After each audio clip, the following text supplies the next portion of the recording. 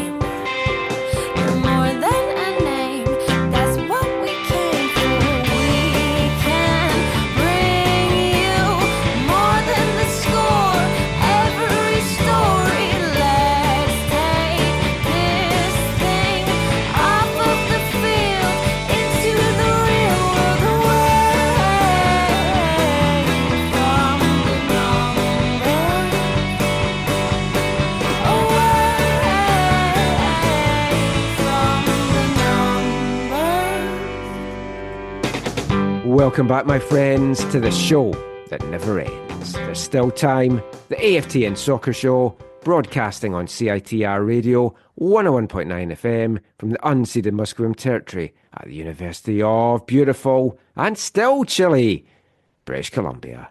I'm Michael McCall. And I'm Zachary Adam Eisenhammer.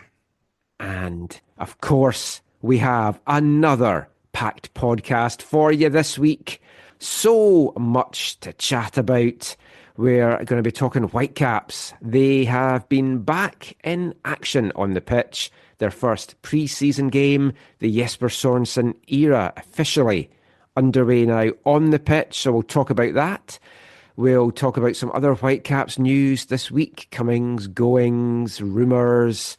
We've got a feature interview as we sit down with the man that got a goal in that first pre-season game and an assist as well. Whitecaps centre-back Tristan Blackmon. We're going to talk CPL. We're going to talk NSL. We're going to talk World Cup 26 legacies and stadiums. And of course, we'll bring you some fun music along the way as well, and a lot of fun chat. Before we get into all of that though, Zach, how has your week been? Yeah, it was a good week. Busy at work. Got to have some fun at the end of the week. The boy finished his semester, so had an exam, and that went well. He had a couple of days off, so got to go do a couple of things. Cool. But it was good. Yeah, it was very good. Football-wise, anything? A dreadful midweek Champions League game. Well, yeah, you kept telling me the score because I was watching the Celtic game, and it's like, oh boy. It was not good. And bizarrely, Celtic, if they beat Aston Villa, can leapfrog Bayern into the top 8. Yeah, or they could play in the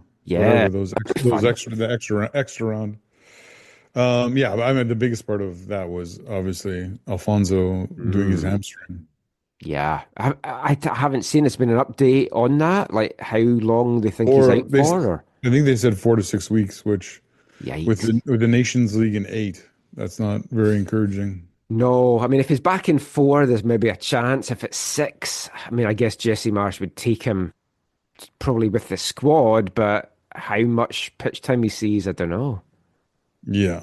East Fife have continued their unbeaten 100% start to 2025, another big win, and a tremendous game. I woke up at 8:25, checked the East Fife Twitter, and we're 1-0 down. We just made 3 subs. The 3 subs had been made 5 minutes ago, so it was the 80th minute, and I was like, 1-0 down. I'll check back in at full time and see what happened. We won 4-1. Oh, nice. To quote the East Fife manager afterwards, and I retweeted the video of this, he's like, I mean, the subs that I made, I think they were absolutely magnificent, even if I do say so myself. Because they all contributed heavily to the goals. It was a mental last 10 minutes and 7 minutes stoppage time as well, so I guess 17 minutes. 4 goals, a penalty, a sending off for the other team. We had taken a 2-1 lead by that point. And we've got this Algerian guy, and he's one of those flair players. He's a luxury player. So he does all these little flicks and stuff. So he flicked the ball over a defender. and then the defender hauled him down for a free kick. And then this other defender, not happy with the showboating, stamped on him right in front of the referee and got a straight red. Oh my. Interestingly, when it was still 1-0 in the 77th minute, so just a couple of minutes before we equalised, there was an incident where one of our guys, it was arguably a red card, but he only got a yellow. Did you see the sending off in the Arsenal game at the weekend against Wolves that everyone's talking about? No. It's a young lad, Lewis Skelly. We've watched so much football over the years. I think every single game we see a foul like this. It's a tactical foul. It's just to break the play up and let teams reset. So this is outside the Wolves box. Wolves get the ball and they're trying to move it forward. He just trips. The guy's gone by him. He just sticks his leg out and trips him up. It's a tactical foul. It breaks it up. It's a yellow in every other game. He got a straight red for it. And it's led to the referee getting death threats and his family threatened. But I genuinely do not know how VAR didn't look at that and say, no, that's a yellow. Because the tackle in the East Fife game from our guy was arguably worse than that, and it was just a yellow. And right in front of the referee. But if you're going to start giving red cards for tactical fouls, it's like the game's just gone by this point. Yeah, you're not wrong. Other football-wise, I watched a couple of A-League games this week. I still haven't watched the highlights you told me about. Oh, Auckland FC. It was a top-of-the-table clash midweek. Auckland and Adelaide. Adelaide's first, Auckland second. Auckland took the lead. Adelaide tied it up. Then Adelaide got what they thought was the 95th minute winner before the very last kick of the game in the 99th minute, which was, I think, 2 or 3 minutes over the allotted time. Oh, wow. Auckland tied it up, and the Adelaide manager just lost it. It was tremendous. But then Auckland again last night, 95th minute winner. So they're good at the death. Highly recommend folk checking out the A-League. It is free to watch on YouTube. Is there a game on tonight? Possibly. I haven't looked for tonight's ones because I've watched Wellington and Auckland this weekend. That's my two main teams. That was fun last week. We both had who was it? No, Wellington Phoenix. Yeah. It was a 0-0 draw for Wellington. I like when the New Zealand teams are at home because they play at 8 or 10 o'clock our time, so it's a much better time for watching stuff. Well, the one we watched was a 2-1 come from behind victory, right? Yes. Yeah. That was a good game as well. Yeah.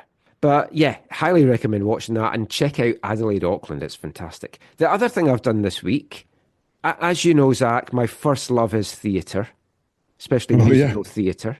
Yeah. Anyone that listened to my 3-minute rendition of Oliver will testify to. I genuinely love going to live theatre. I just always have. It's quite a big buzz, and I always want to do it more. And the expense of it is obviously comes into, and then just finding time in amongst football stuff. So one of my, not New Year's resolutions, because I don't really keep them, but one of the things I decided to do this year, I said, I want to get out and go and see more theatre.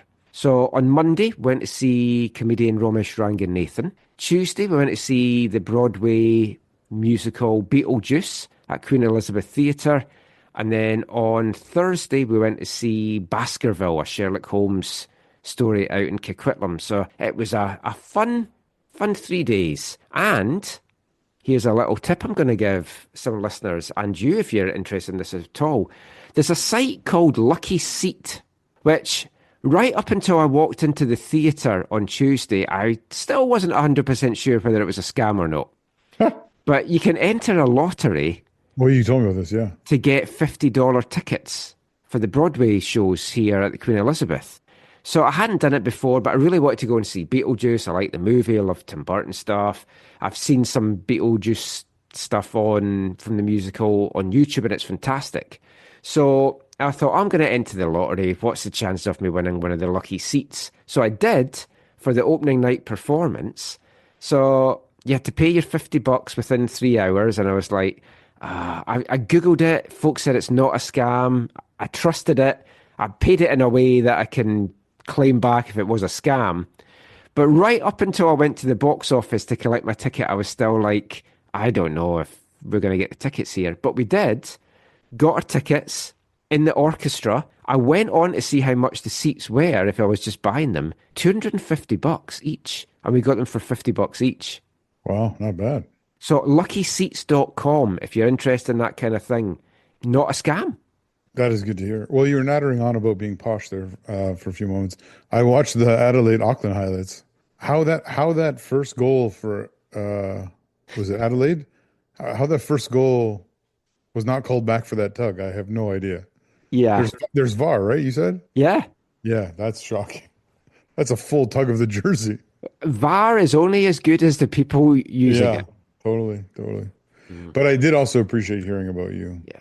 Your love of the theater, and I want to ask you one or two questions about that. Were you did you do theater when you were in high school or in school or whatever? In primary school or elementary school, I guess it is here. I was in the drama club and we did some performance and stuff. But then when my voice broke, although some folks say it might not actually have broken, but when I was in primary school, I had a really kind of choir boy operatic style voice. So I was in the choirs at school and stuff as well. But then it's like I went out of it. I was saying to Caitlin, actually, I wish I'd gone into it a little bit. I know you're never too old to go into it, but no, it's something I've just always enjoyed it. And I guess my podcast is my theatre. The theatre of dreams we're talking about. There you go. Oh, that was beautiful. That was beautiful, Michael. But I mean, it's not just football and theatre that's kept me busy this week. It's time for this episode's Hot Chocolate Boy. Hot chocolate boy, he's never had one. Hot chocolate bad one, hot chocolate boy. Another week older, another week fatter, another week where my blood sugar levels have probably gone a little bit too high after another couple of visits to the 15th annual Vancouver Hot Chocolate Festival. We've got two more places to bring you a review on this week. First up, on Thursday, after I'd been up at UBC at Vancouver Rise's tryout match against UBC Thunderbirds, headed along to Westbrook Village, to Dough Girl's Comfort Kitchen and Bake Shop, place I've been to for the last couple of hot chocolate festivals, and it's a regular haunt of mine, I have to say as well, when I am up at UBC. Their ginger scones. Sometimes it's ginger and peach, sometimes it's ginger and cranberry. Absolutely fantastic. Highly recommend those. But we're not here to talk about that. We're here to talk about their hot chocolate festival offering. Now, they're going to have two this year. The second one is from February 1st to the 14th, and that is another one I am going to be going back for, probably one day after Whitecaps training. We'll get to that when we do that visit. But for this episode, I took in their one that is available from January 18th to 31st. It's called Blondes Have More Crumb. It's a white hot chocolate inspired by Betty Grable, the famous classic actress from back in the day. And it's a white hot chocolate infused with citrus and ginger snap. It's accompanied by a peaches and cream crumb bar with cream cheese arugula crumb, layered with cream cheese filling and house-made peach preserve, vanilla butter crumb streusel. Now, I haven't gone for a lot of white hot chocolates at the festival over the years because they can be a little bit sickly. Now, way back in the day, white chocolate mocha was my drink of choice in Scotland from Starbucks. Got a more acquired palate now and cutting down on the sugar levels as well once I saw what the fat and sugar was in those.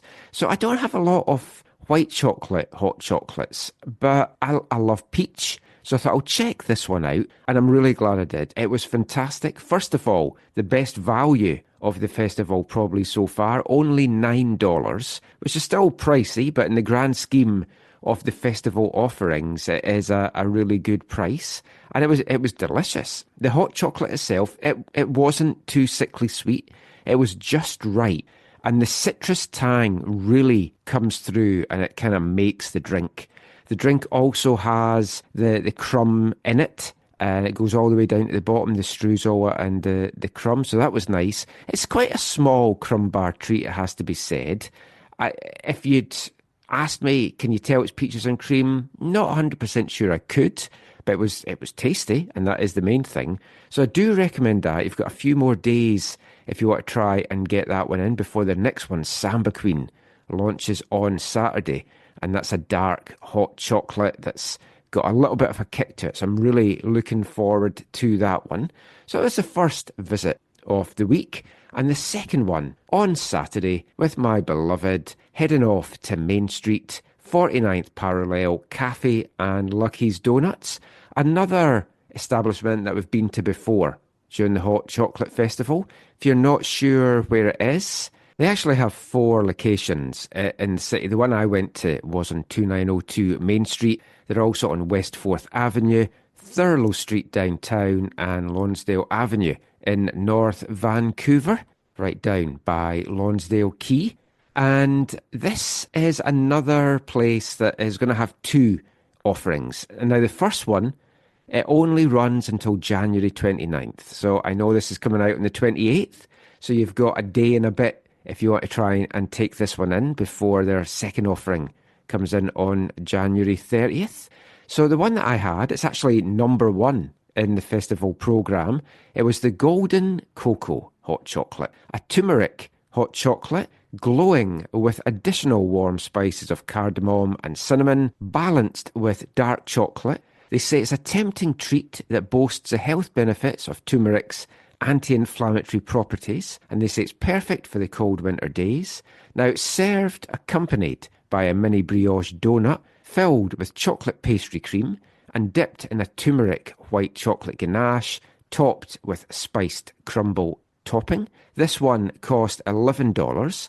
I've got to say right off the bat as well, this was the biggest treat of the 4 that we've had so far. Full-size donut, no scrimping here, and delicious. My only kind of complaint I would maybe say about it was they serve it on quite a small saucer. So when I picked it up to bite into it, a lot of my crumbles fell off onto the table. Now, being Scottish and not wanting to waste anything, I ate my crumbles. My wife didn't, so I ate hers as well. But that is just one thing to watch. And the spice crumble on top of the donut is absolutely delicious, as is the chocolate pastry cream inside it. Now, this might surprise you. I'm not a huge donut fan.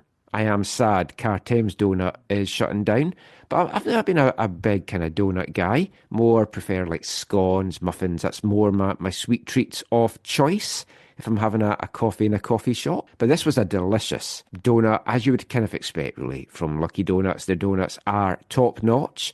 The hot chocolate. Now, what I would say, I did enjoy it. First of all, say about the hot chocolate, top marks, it's been the hottest hot chocolate of the 4 that we've had so far. I think one of my complaints I've got of some is that because there's often other things in the hot chocolates, they're not the hottest. They're a little bit tepid sometimes.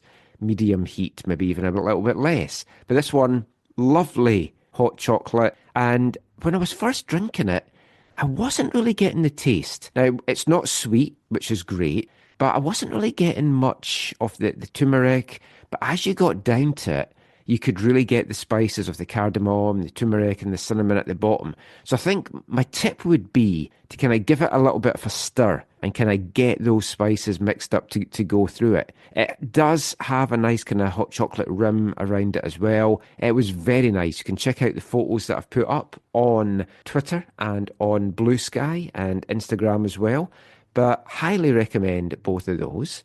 Got another couple for being in the works this week, and I know folk will be like, how much money is he pissing away in this?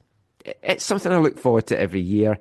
I don't drink. We don't go out to pubs and clubs. We very rarely sit in restaurants as well. We mostly get takeout. So I kind of save my money for this. And we've got the benefit, we don't have kids. So we save a lot of money there. But yeah, that's my 2 recommendations for this week. 49th Parallel, Dough Girls up at UBC. It's been a lot of fun as well. People getting in touch, DMing me, sending their pictures as well. Keep those coming. We want a lot more, and we'll be back with a couple more in next week's Hot Chocolate Boy. Every girl yelling, wanting him him to be the terror. Hot chocolate boy, he's a sensation. Hot chocolate nation, hot chocolate boy.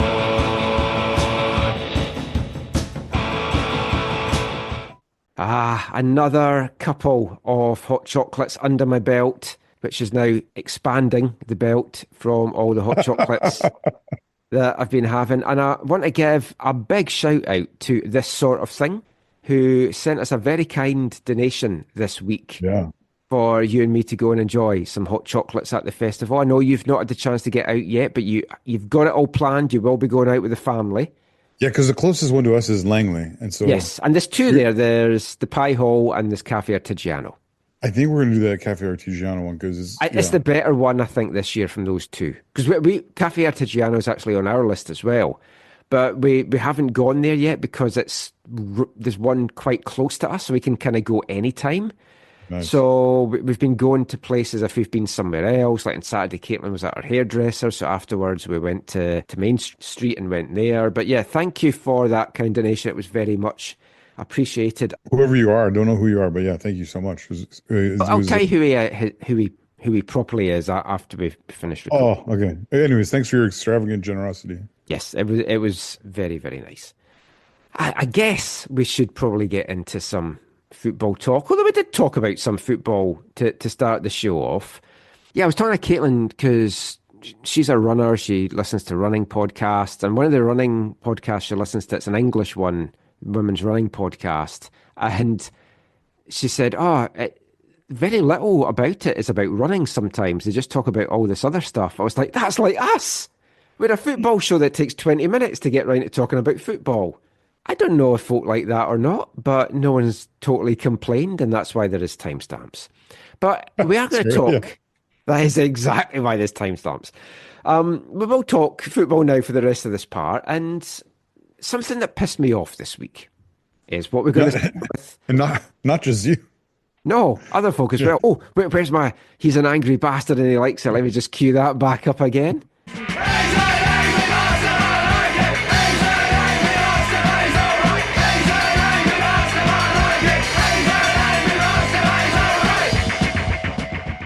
It's something we talked about recently in a positive way and how much we're looking forward to this.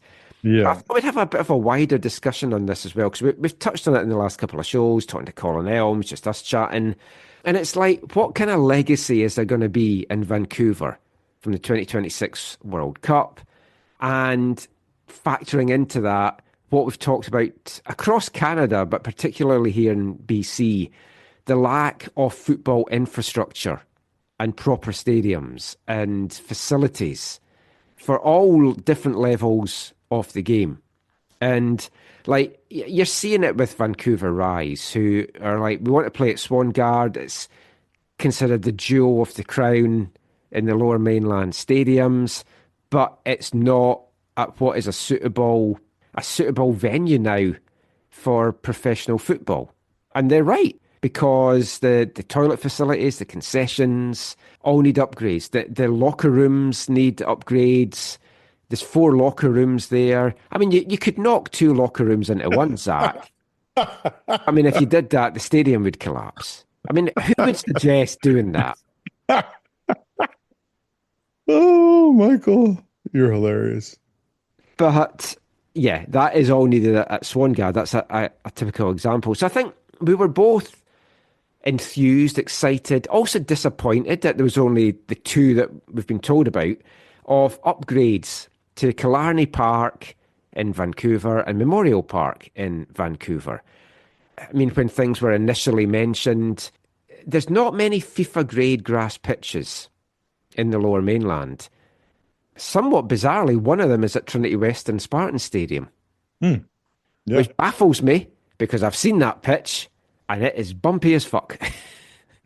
Yeah, I haven't been there in a long time, but yeah, having been there and talked to players who played on it, it's not they do a lot of work, I know that, but it doesn't always look like it's the best. But no, but I mean that's one of them, and the plans were there was going to be these improvements done to Killarney and Memorial, and now the Memorial Park one is not going ahead. Killarney still is, barring any other late changes.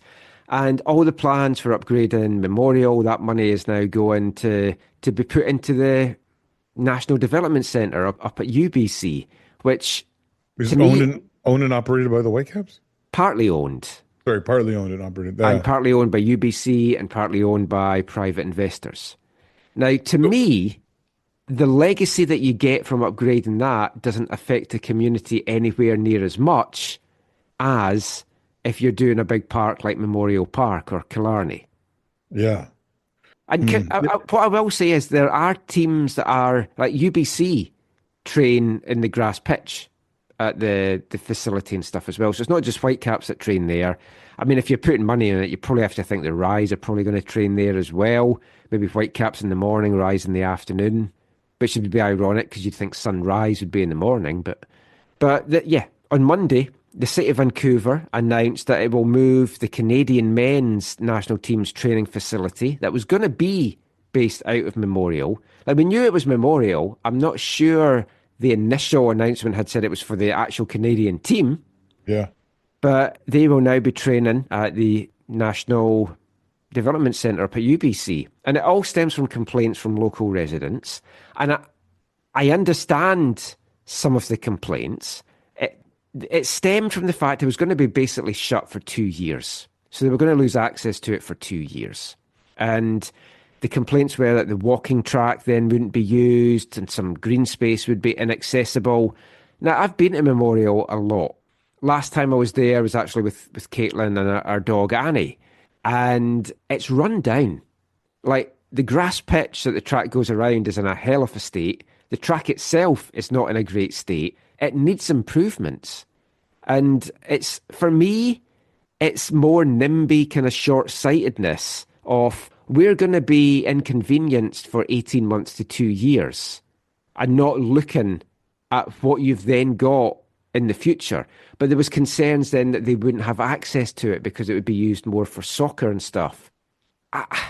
Things like that just, it annoys me so much because it's all self-interests. And obviously we've got self-interest because we're football fans.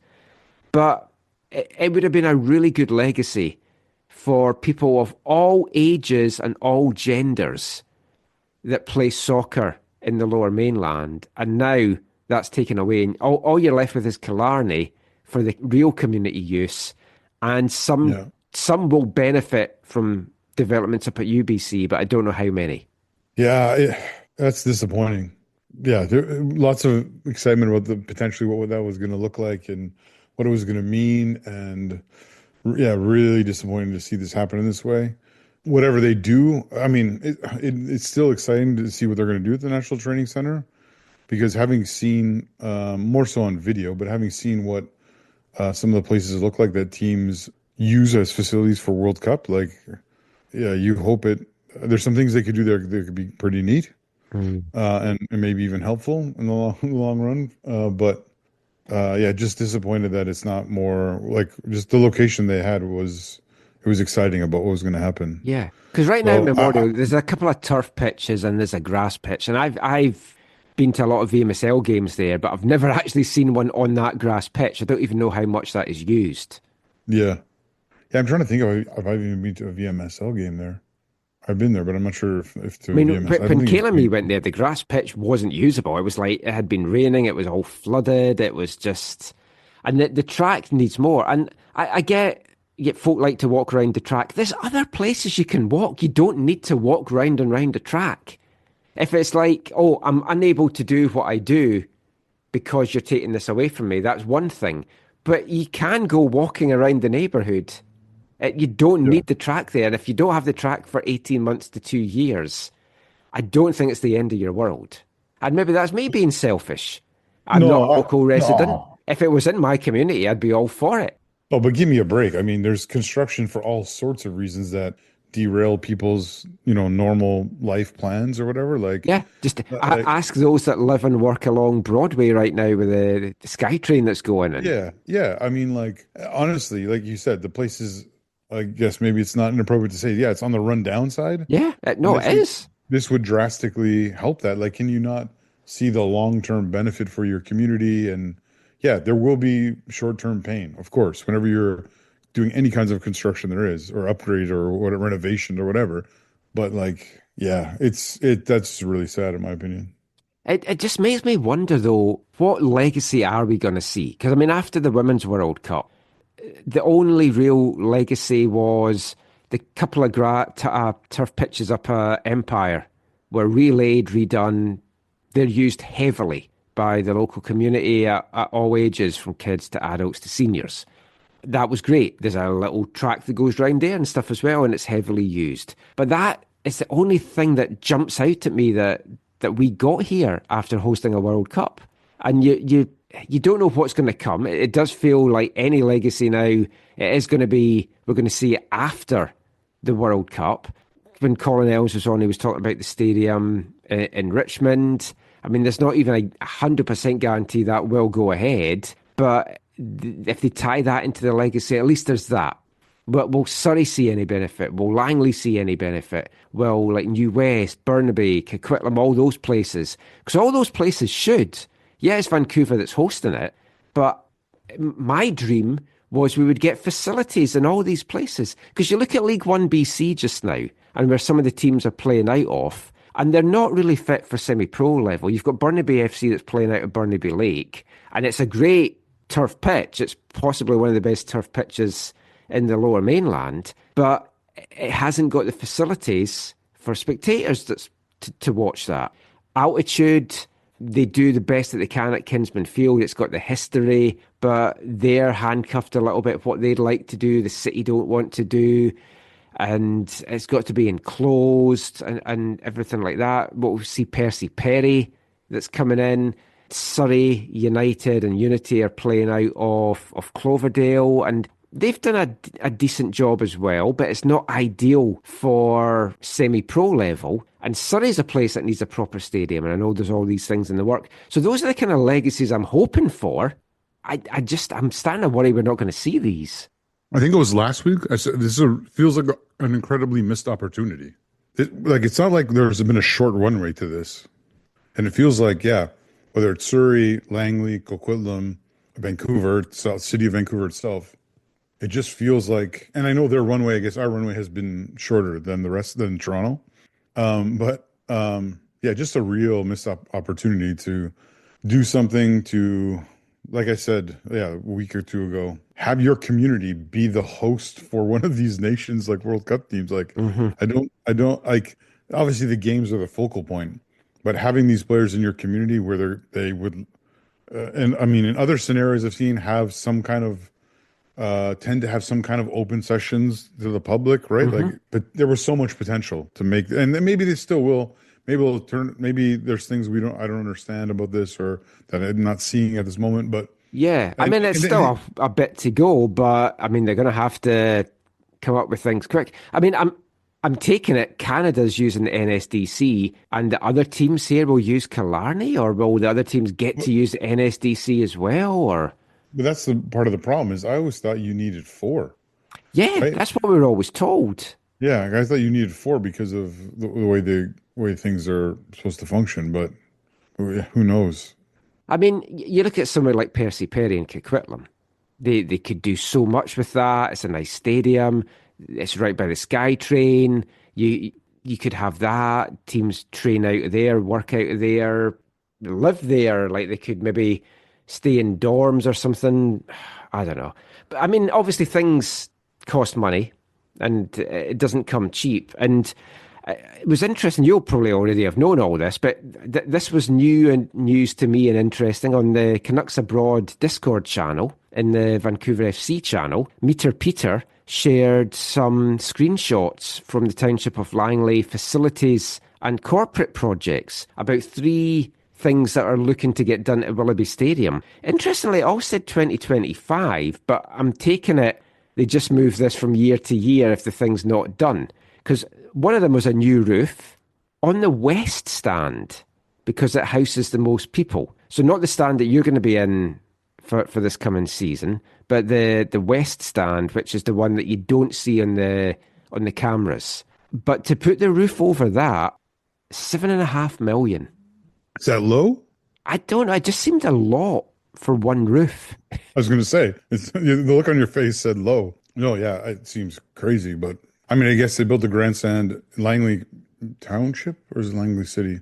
I can't remember which it is, but McLeod Field there, right? Like that's a whatever $4 million grandstand that includes a roof or a partial roof or whatever it's called. And you can watch the planes come in. It's lovely. Yeah, so that was 4 million like a decade and a half, 2 decades ago. That's been there for a long time now. I would say at least a decade and a half. But I mean, these things aren't cheap. But yeah, it seems like a lot of money. Good guy. But yeah, I mean, it says in the thing, the West Grandstand has the largest seating capacity, offers the most flexibility for construction of the footings and structure. It says the current budget envelope is a high-level estimate that will be refined through the design process. So it could be less. But when I saw that, I was like, no wonder they've not put a roof on it if that's what it's costing. Yeah, I don't know if there's too many times when you get something like this that it comes in under budget. Yeah. For all the other two things as well, it does say that this is the high level estimate. Yeah.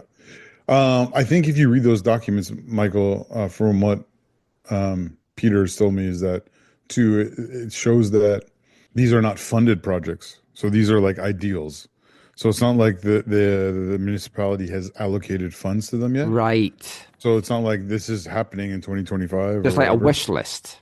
I think it's more along those lines. And so until those are now, I think they're talking about them this week or next week again at council. Now I know someone on council, and I haven't talked to him yet about this, but I will be asking him for more details about all this. But it'll be interesting to see what develops. Now, as the fanatics and people have been talking about this, a lot of the speculation has been like, look, this is not, even if they say, 2025, we're starting this or whatever, this is like 2 years, right? Like it's like a year of like the process and tendering and designing and whatever, and then another few months to a year to put it all together, right? So even if this is one of the answers to one of the solutions to some of the problems at Willoughby Community Park, it's not one that will happen overnight. And going back to what we just talked about, doesn't make it a more, I mean, obviously the non-grass makes that an issue, but if there was grass there, it doesn't make it an improved situation for, potential like World Cup, training matches or friendlies or whatever.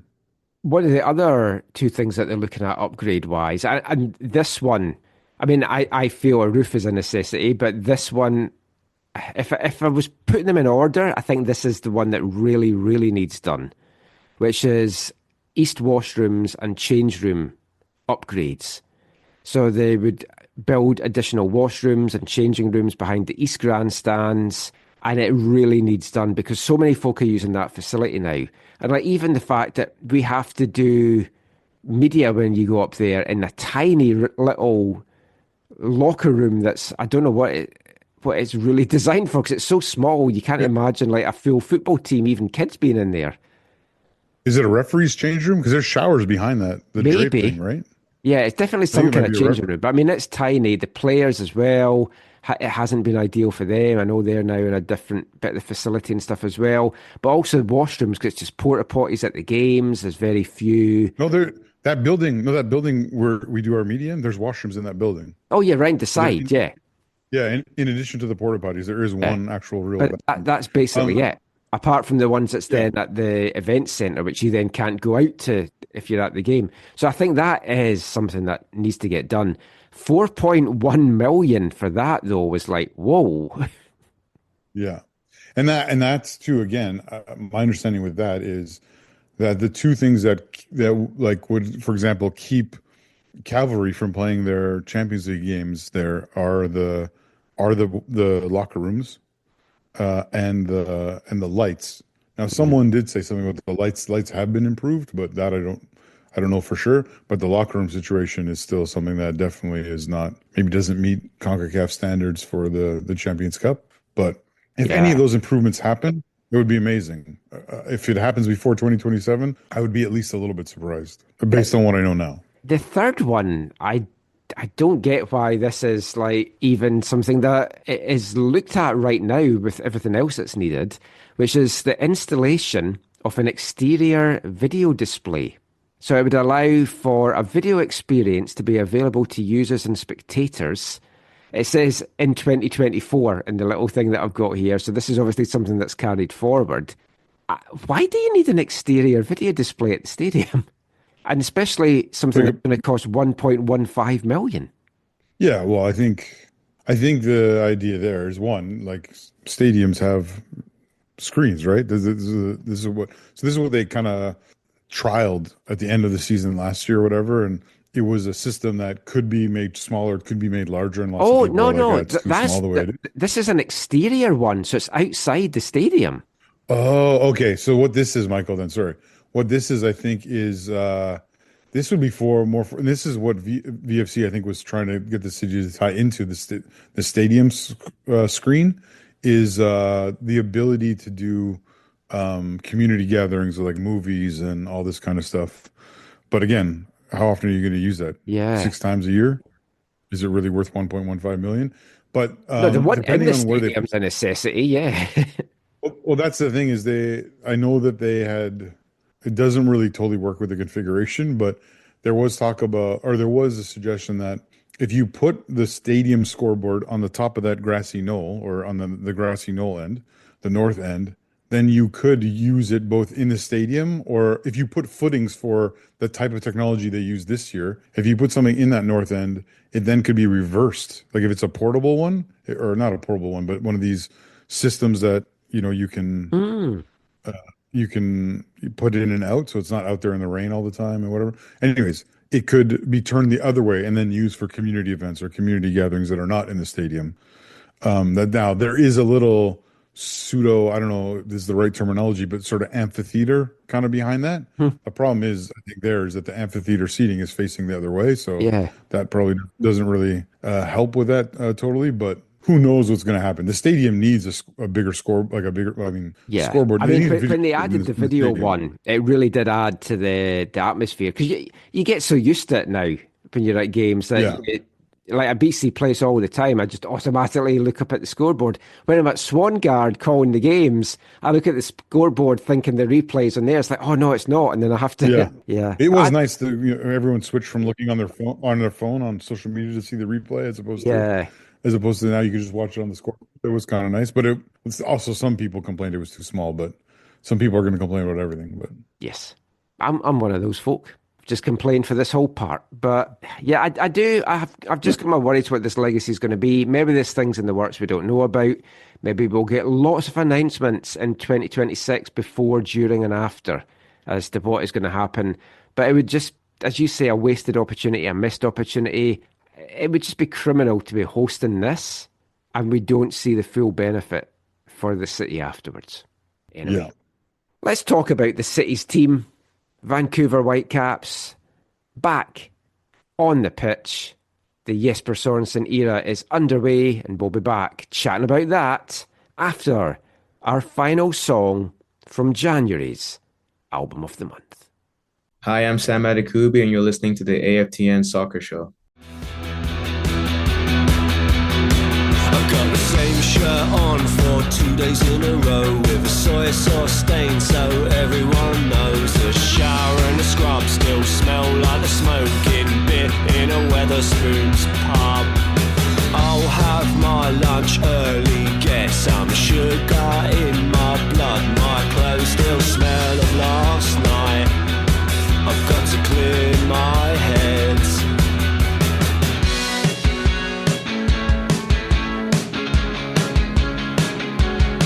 It's all these words, ideas and different arguments.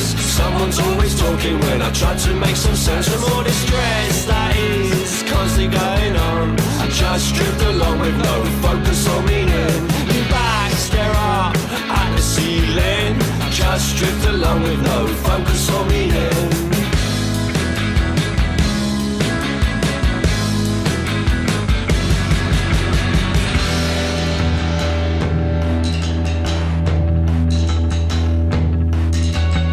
These tourists move so slow, especially now that somewhere to go and a posh sunny girl going on and on about her dog, Mr. Morgan. It sounds so funny when they used to call him. Mum be like, what are you doing? Hey, shut up, try to sound confident. In a crap job when your midi cross is done.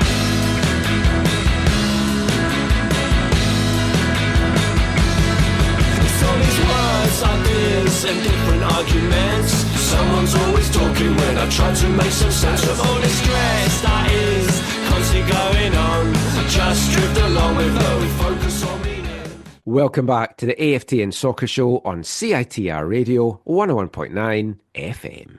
And kicking off this part, it's the last song from our album of the month for January, English band The Rakes. It's from their debut album, Capture Release, that came out in 2005, 20 years old it is this year. And that was the fourth single that was released from the album. It was released on August 1st, reached number 1 in the UK indie charts, number 28 in the main charts. Work, work, work, pub, club, sleep. And I've got to say, that was kind of me. I've been playing all my Britpop songs, but that was me in the 90s, working in a bank and working Monday to Friday, refusing to work weekends so I could go to the football, and then we'd just go out to the pubs and the clubs and the indie clubs at the weekend, and so many gigs in a week. Happy, happy times. But we'll be back next episode with our new album of the month. What is it going to be? I've got a couple in mind. Of course, it's the month of love next month with Valentine's Day. Every month for us, Zach, though, is the month of love. Our partners are very lucky that way. And, of course, one thing that you love is new season, that new season smell. And it's getting close for the Whitecaps. It's kind of crazy, actually, to think they're going to be playing their first competitive game in 4 weeks. Less than 4 weeks now, as it turns out. But they did have their first pre-season game this past week. The Whitecaps kicked off their 2025 pre-season matches with a friendly against Polish side Raków Częstochowa, going down to a 3-2 defeat at the Banus Football Centre in Marbella on Friday afternoon. Now, Raków Częstochowa sits second in the Polish top flight, just 2 points behind Lech Poznan. It's about halfway through the season over there as well. So they're a good team. This was a good test for the Caps. It was the second game of the day as well for Raków. So they've played a mixed squad over the games. And the Whitecaps have, of course, played a mixed squad as well, gave a lot of run-outs to players, kind of a half each to most of them. And a 3-2 defeat for your first pre-season game's not too bad, not too shabby. Well, they led at half-time. They led for a big chunk of that first half. Taking the lead in the 12th minute, Zach, Ranko Veselinovic, little flicked header to the back post from a long Tristan Blackmon throw. It was a very nice finish. Lovely finish. I think the keeper could have done better, but it was very well met by Ranko. I think you're being harsh on the keeper, and I think that's the kind of goal, not the kind of goal, but you want to see Ranko scoring more and more with his head, right? Like it's one of the areas that they could increase their goal production. And I love a long throw. Blackmon, he's got a fucking long throw. They need to get that chant going this year. It looks like he's got more power in it. It's maybe something he's been working on, which we'll ask him about in the next part. But it was a pinpoint throw. And I've spoken about this. I love Route 1 football. I still think it has a place in the modern game. And long throws are just so difficult for teams to defend against. And a lot of them don't come up against it either very often. Yeah. You've got a player in your arsenal that can do that. It's a big, big boost at set pieces. Yeah, it's a great addition. Yeah, and this is the time to sort that stuff out, and a nice way to start the scoring in the preseason. Yeah. And the Polish team tied things up in the half-hour mark before the Whitecaps went ahead again 3 minutes before half-time. And it was another set-piece goal. Sebastian Berhalter, corner, whipped it in, and Blackmon this time rising to meet it and headed home. So 2 headed goals, 2 from set-pieces, 2 from centre-backs. Yeah, like I said, this is an area that they could improve on, and so encouraging sign in the preseason. And the second half, couple of goals for the Polish team. It wasn't as good a second half from what could gather from the highlights. Can't really read too much into 3 minute highlights to kind of get an idea of what kind of system Jesper's playing.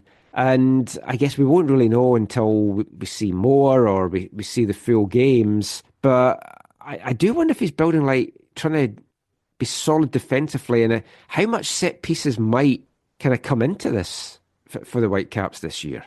Yeah, you're right.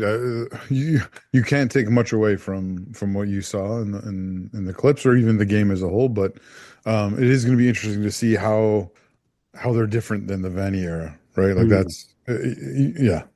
We're looking forward to being able to watch games, live and go from there.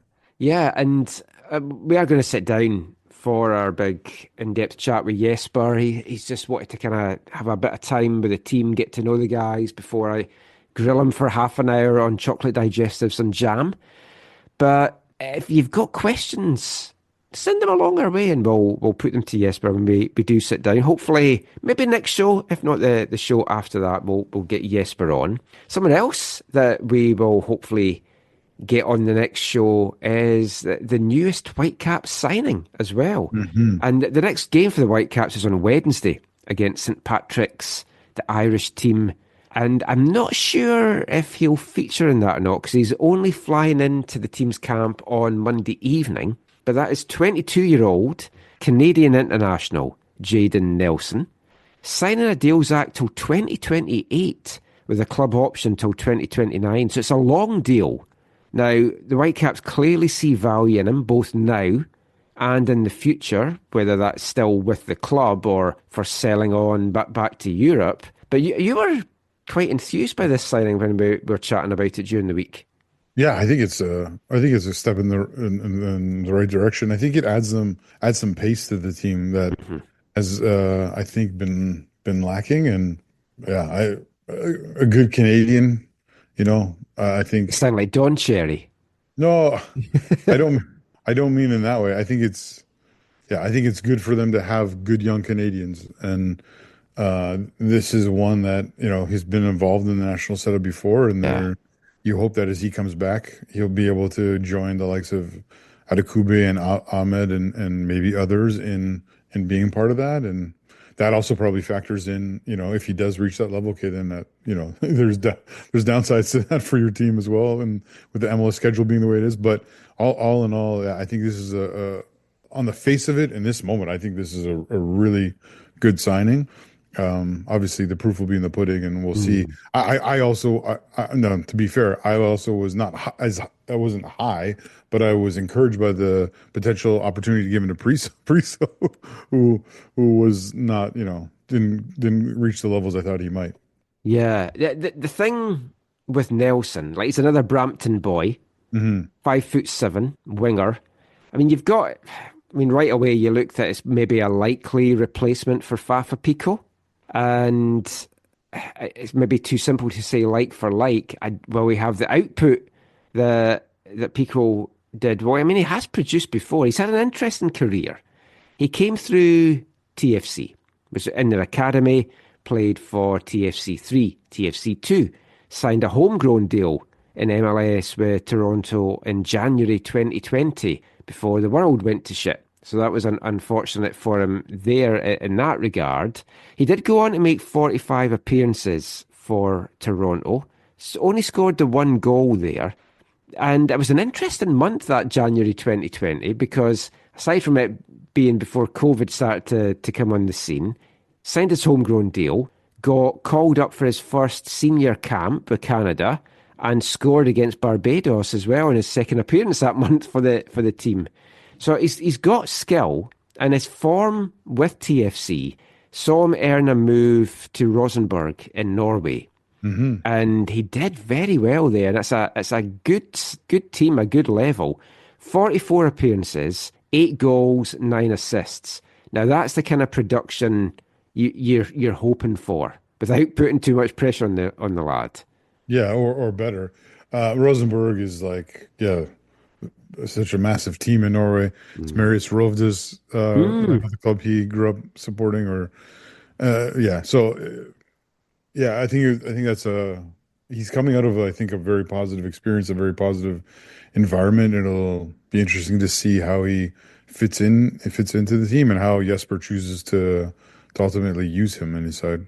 Yeah, because like, is he going to be a starter? Is he going to be a bench player? A bit of both, but it probably is going to be a bit of both because we still don't know 100% really what formation Jesper's going to go for, how much wingers will come into it. And we liked what he said at his introductory press conference about, well, we'll play a formation that suits the players we've got. So we know we've got that at Nelson on the wing if he wants to do that. Yeah. It's all positive from that and everything that we've said so far. And if he was to produce an 8-goal, 9-assist season for the Whitecaps this year, it's like I'd bite your hand off for that now. Totally. But he did go on loan to Bundesliga 2 side SSV Ulm in August last year. He only played 6 games there and he didn't get any goals and he didn't get any assists.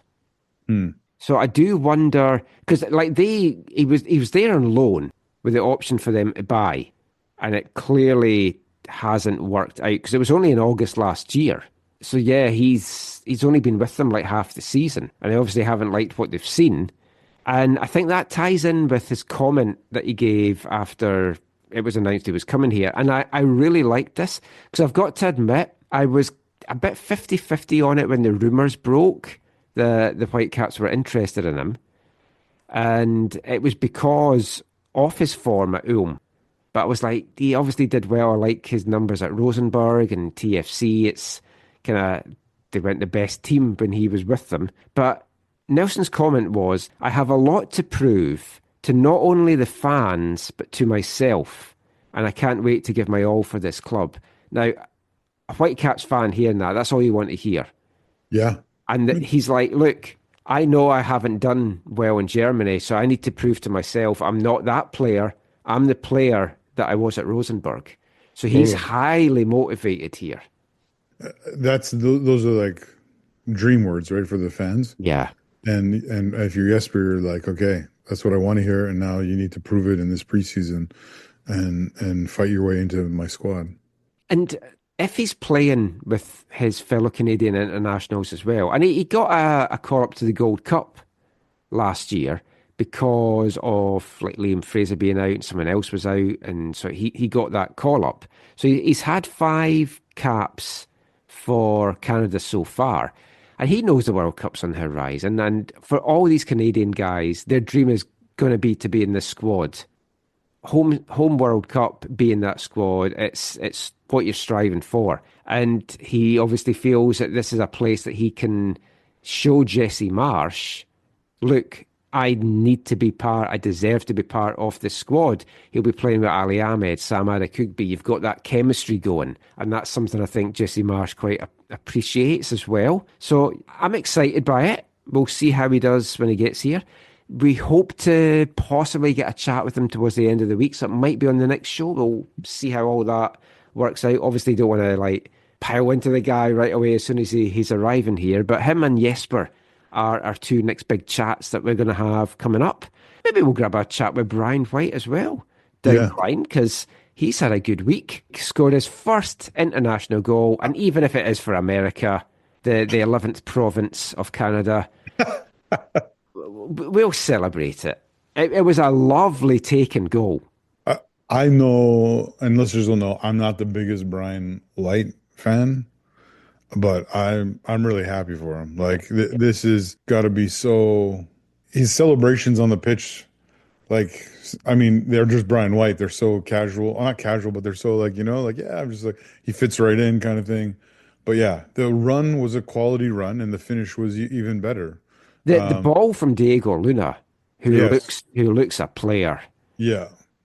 That was a nice pass, lovely finish. Still had a lot of work to do to bury that to the back corner. He took it so well, and I think with the Whitecaps going into a game in 3 weeks' time, you want your main striker, to be sharp like that. Oh yeah, and it's very encouraging for their games with Saprissa upcoming in the beginning of the season. That maybe he can start in form as opposed to taking time to get there, but.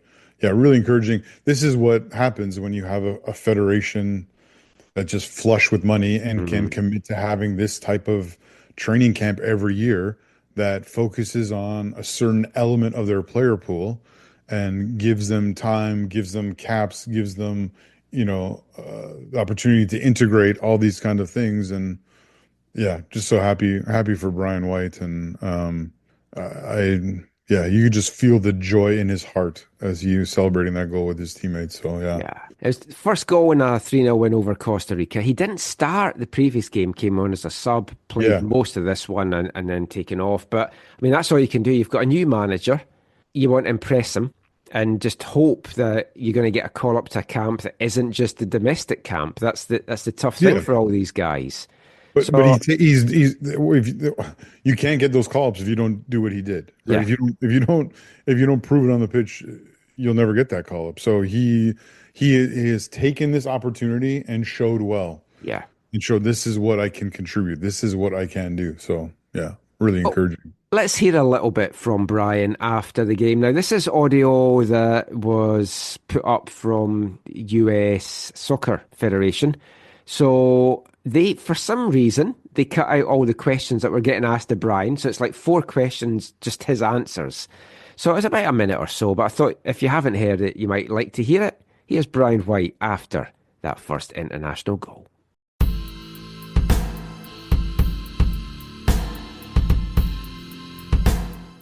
Yeah, I feel good. It's nice to get a goal, nice to get a win, and something to build on.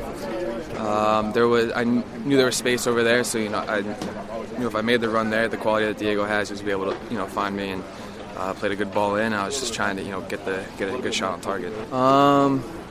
It's getting into camp with Mauricio and seeing how the staff works, the level that they demand.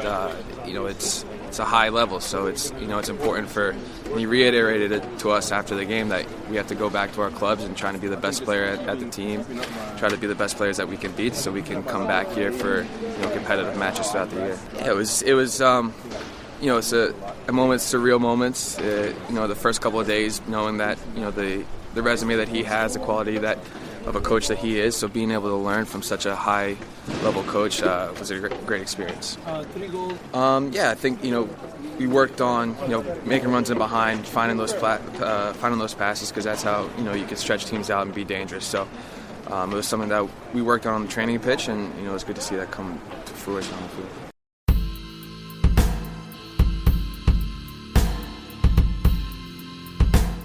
So naturally delighted cock-a-hoop Brian White there, back now over in Spain with the Whitecaps, and hopefully can get some chemistry going, get some clicking going now with these guys, and they'll be ready to go against Saprissa in a few weeks' time.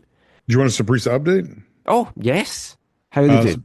They're 3 games into the Clausura, second half of the season. They opened with a victory. Their second match was a draw. And this weekend, I think yesterday, they had an away defeat at Herediano. I don't know the reason why. I haven't been in contact yet, but Kendall was not in the 18 for this game. Ooh. So I hope he's okay.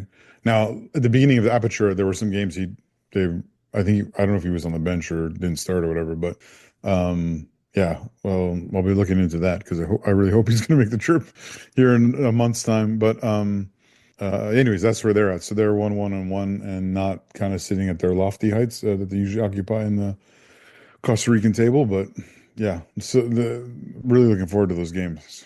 Yeah, should be so good. And it's like talking of the Champions Cup as well. It's kind of crazy to think it's less than 2 weeks now before Cavalry are in action for their game. But so, like we said, I don't know exactly how much you can say that we can learn from the very first pre-season game, and especially just from a couple of minutes highlights. I mean, we did learn that Sebastian Berhalter has a new haircut, makes him look really mean. It'll strike fear into defences, as will his set-piece deliveries. And we mentioned that Tristan Blackmon got an assist on the first goal against Raków on Friday. It was Sebastian Berhalter's corner that led to Blackmon heading home the second, a pinpoint delivery from Blackmon. So we've learned that pre-season and all the work that he did in the off-season, which when we spoke to him a couple of weeks ago, he said he was going to do a lot of work when he went back home, surely paying off. So we've learned that as well. Let's learn something else about Sebastian Berhalter just now and find out what is his favourite jam. What's your favourite jam? Traffic jam. What's wrong with raspberry? What's wrong with plum? How's about a blob of elderberry on a scone? What's your favourite jam? So you're at home and you're maybe having some toast or an English muffin or something that involves having jam. Yeah. What's your favourite jam? Favorite jam is strawberry. And I think it's simple, it's basic, but I actually like the one with the seeds in it a little bit, so I get a little crunch. It's like the one with the checkered top. I forget what that... Oh, Bon Marche. You'll know it, yeah, you'll know it. But that's my favorite jam, yeah. What's your favourite jam? It's good to be back with the jam segment. I've got a whole folder of these fun food things that I haven't used yet, so I keep thinking, we'll have a show that isn't very long and I can kind of put some of these in. So I need to get these out. Some of the players that we've done it with have moved on now. They're no longer Whitecaps, so we may or may not use those at some point down the line, but good to find out there that Sebastian Berhalter is a traditionalist. Plain, simple, basic. It's strawberry for him.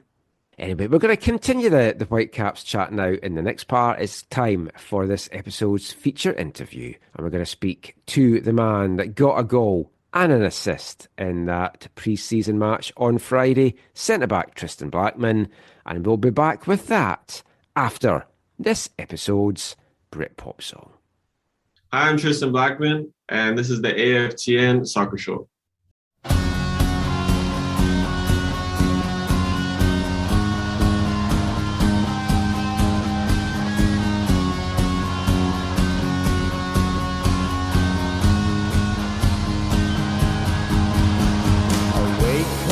Every day to find her back again, screaming my name through the astral plane. In this Cadillac town that takes me down through the platinum spires, down through the telephone wires, and we shake it around on the underground like a new generation ride.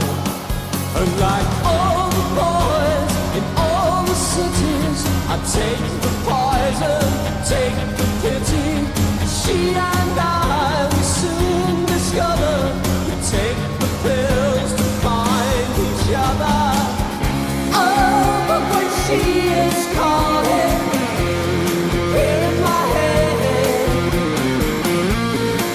can you hear her calling?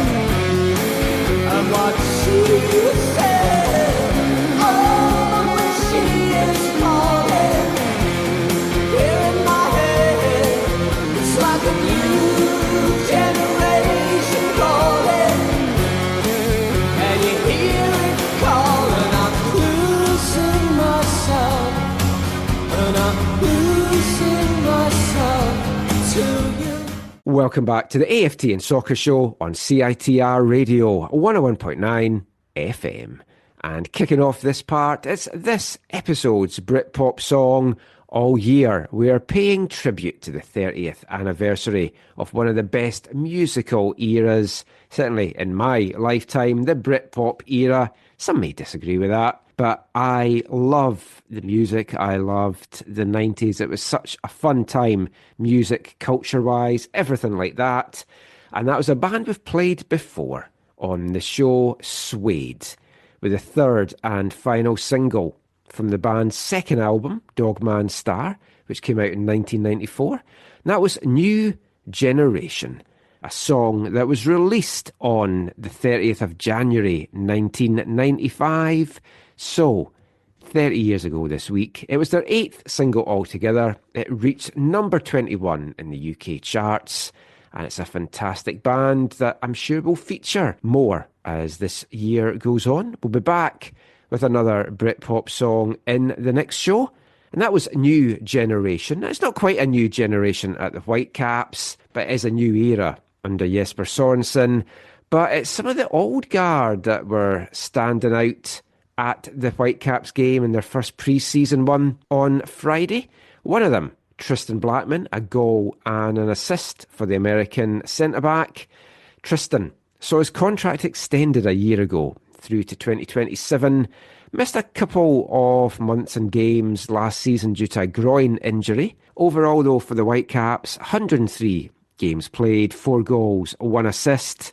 Scored the penalty to win the 2022 Canadian Championship final and seems very happy and relaxed in Vancouver. So go stick the kettle on, grab your biscuit of choice and sit down and enjoy our chat with Tiki.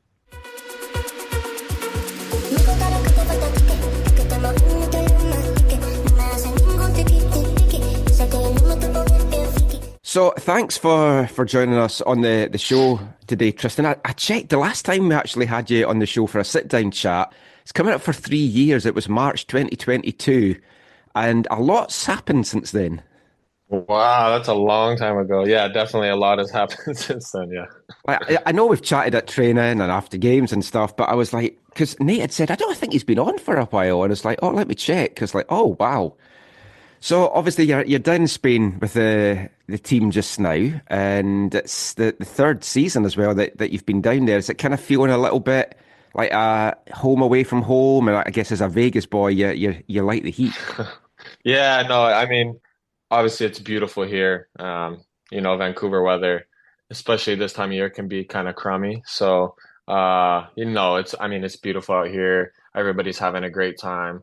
I wouldn't say it feels like home because home definitely has a special place. But no, I mean, it's nice every time coming here. It's hard to complain for sure. Yeah, and obviously you're there to work, and I know you guys are doing double sessions and stuff as well, so it's not all fun. Although I've watched the video you did with Ranko, and it's a beautiful setting. I've been in Marbella many years ago when I lived in Scotland, and it's a lovely part of Spain. Have you had a chance at any of these times to get down to Gibraltar?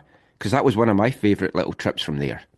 I haven't. I've heard a decent amount about Gibraltar just from being here, obviously, like you said, for the last 2 years. But no, I haven't had a chance. Usually on the days off, trying to get your legs back under you just because, like you said, we're having double sessions. And oftentimes there's usually golf is in the air. So we'll go have a round of golf and stuff like that. But no, it's an incredibly beautiful place. Definitely worst places to be this time of year. So. And like from that video, a couple of things I gleaned from it. One, and maybe it's just because I haven't been at training as much the last couple of years, I didn't know your nickname was Tiki. Yeah, that just started. When did that start? I think last year, actually. I think when I first got to Vancouver, I still had like the Swaggy T name tag attached to me from LA, and then I think it went to like T-Bone, and now. Yeah, it's Tiki, so I'm just, whatever the guys are calling me. That's a cool one. Yeah. The other thing I learned from it, which I was very excited with, and probably not what folk are wanting to hear us talk about, but I'm a huge darts fan. Like, after football, it's my second favourite sport. I love it. And really? For years, I've pitched to Nathan, who is probably like, oh, no, here he goes.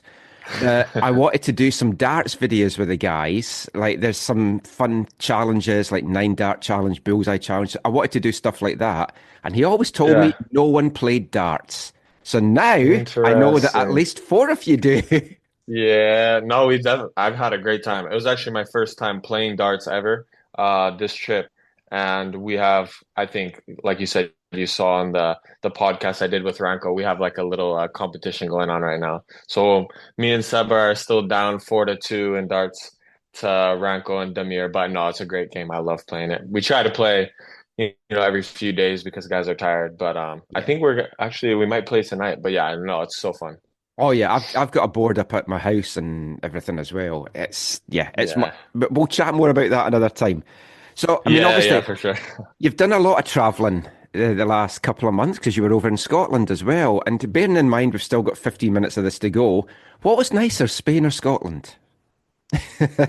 Scotland, I think Brian and I have talked about Brian White. I mean, we went to Edinburgh. We were only there for, I think, just over a day. But I mean, what a beautiful place. We walked around where our hotel was and just around. But no, so beautiful. And we hopped around a couple other places in Europe. We were there for just under 2 weeks, I believe. But no, Edinburgh was incredible. And then we made our way down to Lawrence Kirk and Aberdeen and stuff like that. But no, beautiful country. Absolutely want to go back for sure. Yeah, I live just north of Edinburgh and I miss going to Edinburgh because that's where I was over all the time and just wandering about and the history. And I've got to say, you look good in a kilt. That's a nice look for you. I mean, we tried. We definitely tried to look the part. No, but it was so fun. Obviously, it's, tradition and whatnot. We didn't want to be the guys, standing out. And we were happy that we were able to partake in that. No, yeah, we definitely tried to look our sharpest for sure. I should probably get into some football chat now. So, I mean, you're about to go into your 4th season here in Vancouver, and that's going to kind of match, obviously, by the end of this season, what you had down at LAFC.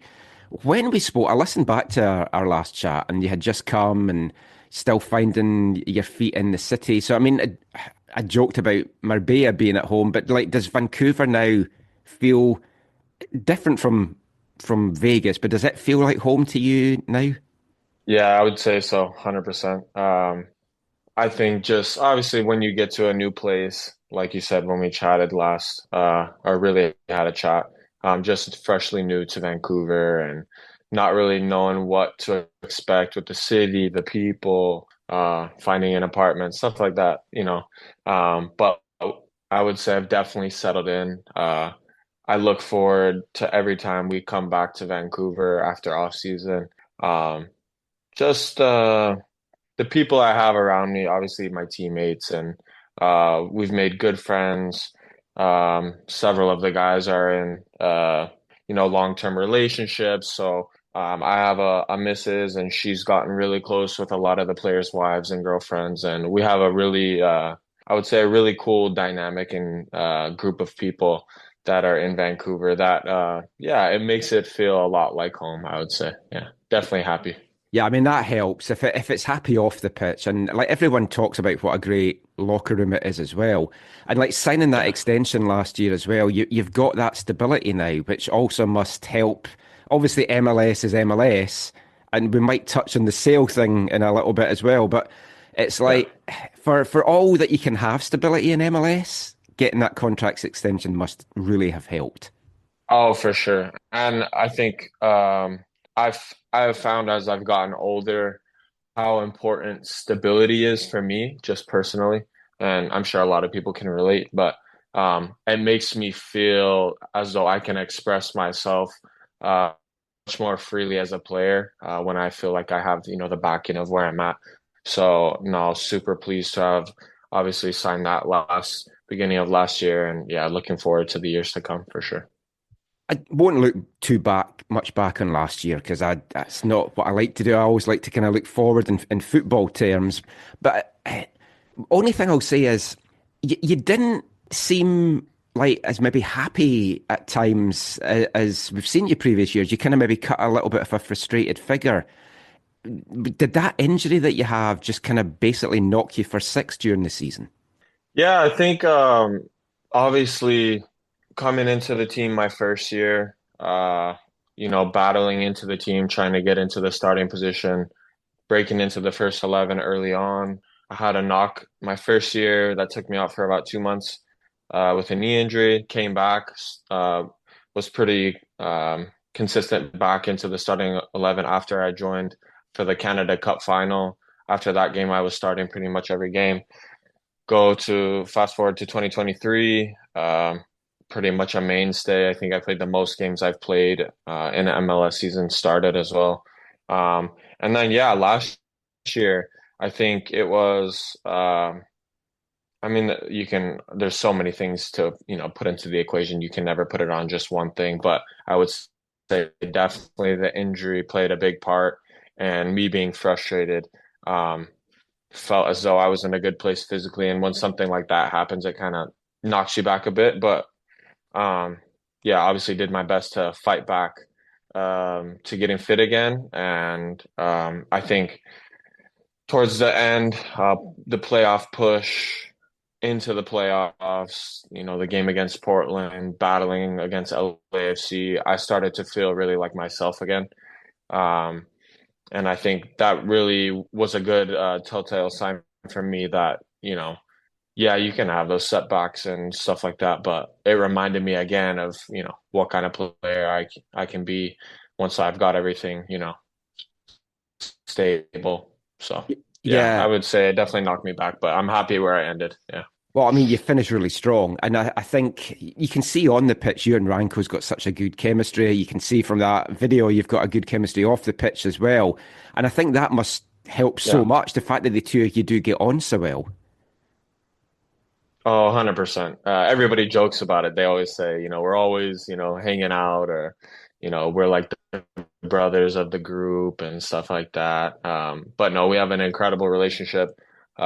He's like a little brother to me. I mean, he's played a lot of games. He started really young in Serbia and obviously made his way over to Vancouver. And then, I was in LA as a young guy coming from college and ended up here. But yeah, since I've gotten to Vancouver, we've definitely grown in our relationship and understanding of, each other, obviously on the field, but off the field as well.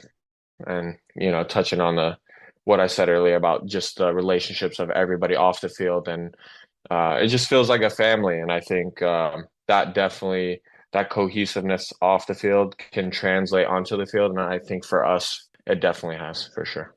Yeah, I mean, it shows, and it's like to have that at the back, and then you've got what Ryan and Brian have up front. I mean, it's fantastic for the team, and then you just sprinkle in the other pieces around it.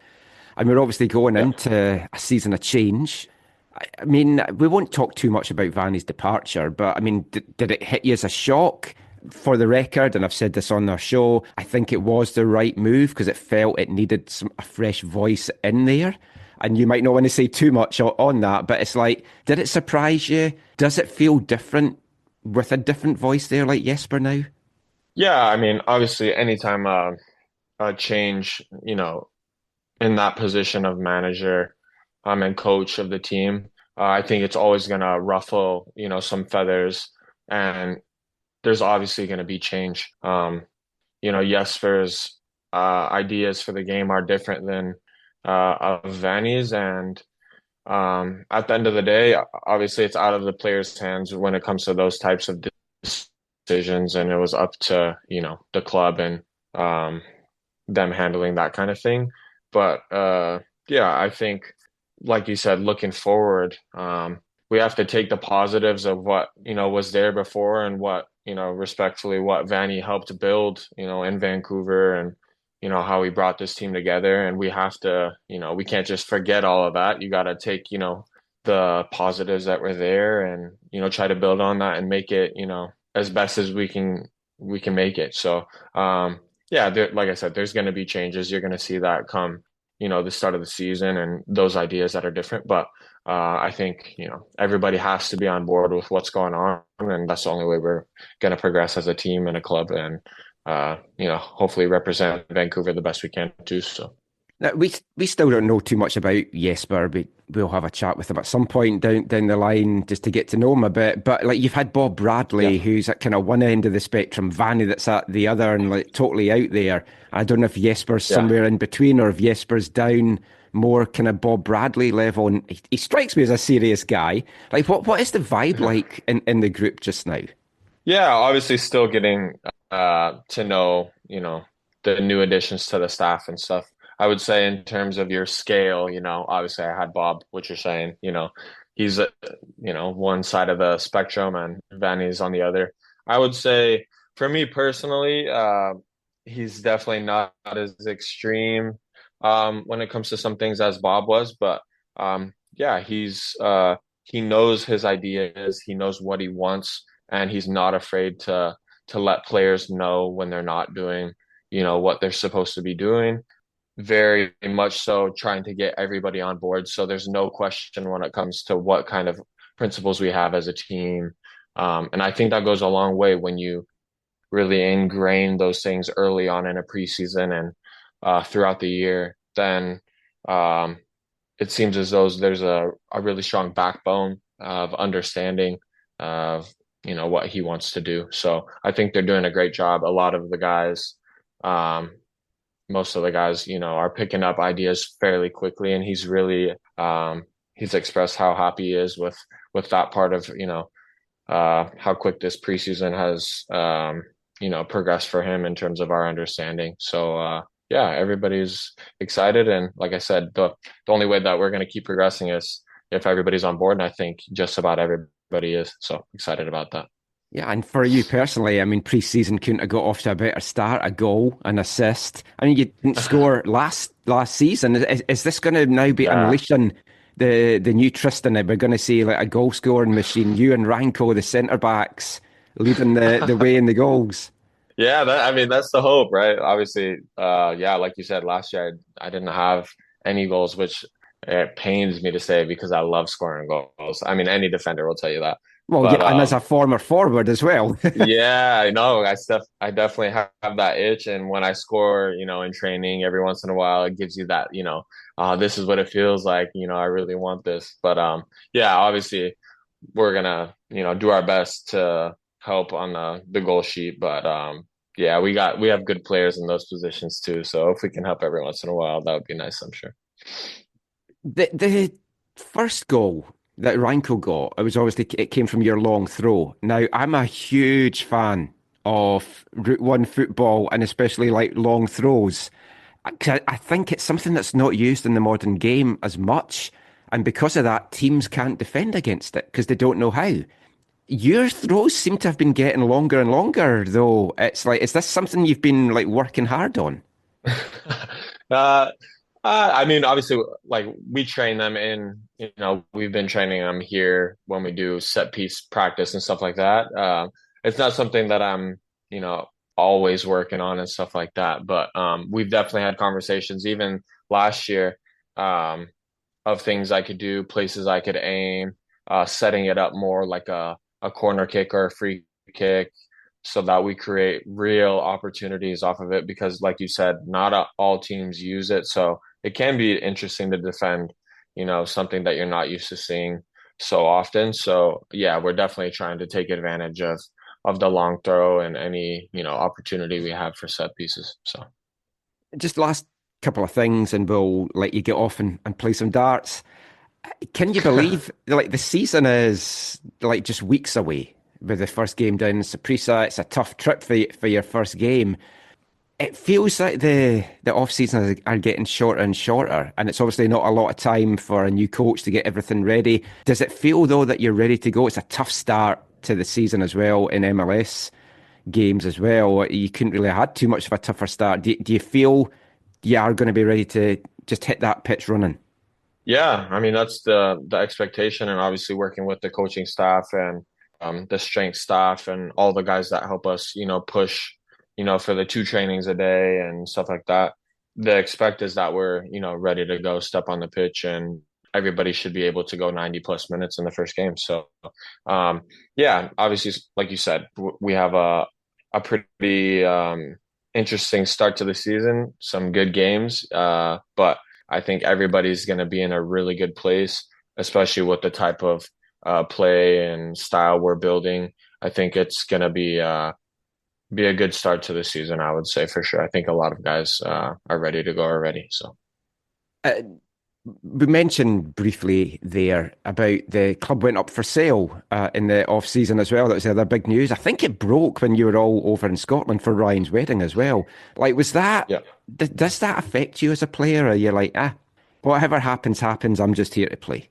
Yeah, it's a good question. I think not very often are players in a position where you're at a place that goes up for sale, I guess. In talking with all the guys here, it doesn't happen very often. So obviously a shock. I think it was a shock to everybody, fans, players, staff.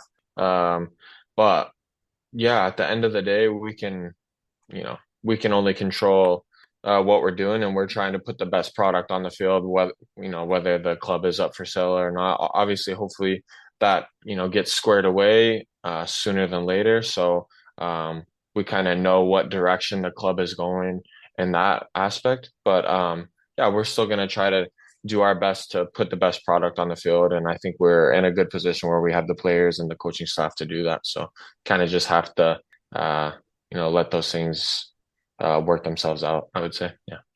Very last thing, when we last spoke, we did our fun food segments with you, and we'd asked you about your favourite sort of takeout food, and you went with sushi, but you said you were new to the city, so you were still learning everything. So just to update that now, yeah. What is sushi still your kind of go-to takeout food, or what are your kind of favourite places that you found in the city? That's tough. So definitely, I think sushi is still up there. We love this place called Manami. It's in Yaletown. So if we don't feel like we're lazy and we don't want to go to the restaurant, sometimes we'll order from there. But yeah, other than that, I wouldn't say we order too much. My girlfriend actually makes food really well, which is a blessing, honestly, because I would just say have to worry lucky about food you. too much. Yeah. So no, she actually, she loves cooking. It's kind of like what she does. She does like food blog and wow. makes videos teaching people how to cook, recipes and stuff like that. So I have a chef at home, so I don't really have to worry. But I would say, yeah, I don't know if it's an update really, but yeah, maybe the sushi restaurant is different. But yeah, I would say probably number one is Manami, yeah, in Yaletown. We still love the sushi there. So never been there. I will check it out. Thank you for your time today, Tristan, and enjoy the rest of the time in Spain. We will see you when you get back, and I'm sure we'll see you back in the pitch again soon. Yeah, thank you very much. I appreciate it, man. Take me out!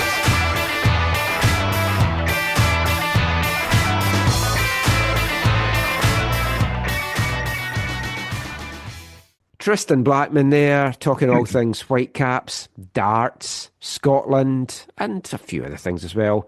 Even got a cheeky little updated Take Me Out section in there.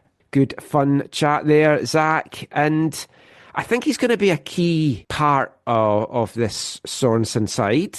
You've got to imagine if it's a flat back four, that it's Ranko and Tristan that's going to be the starting centre-backs.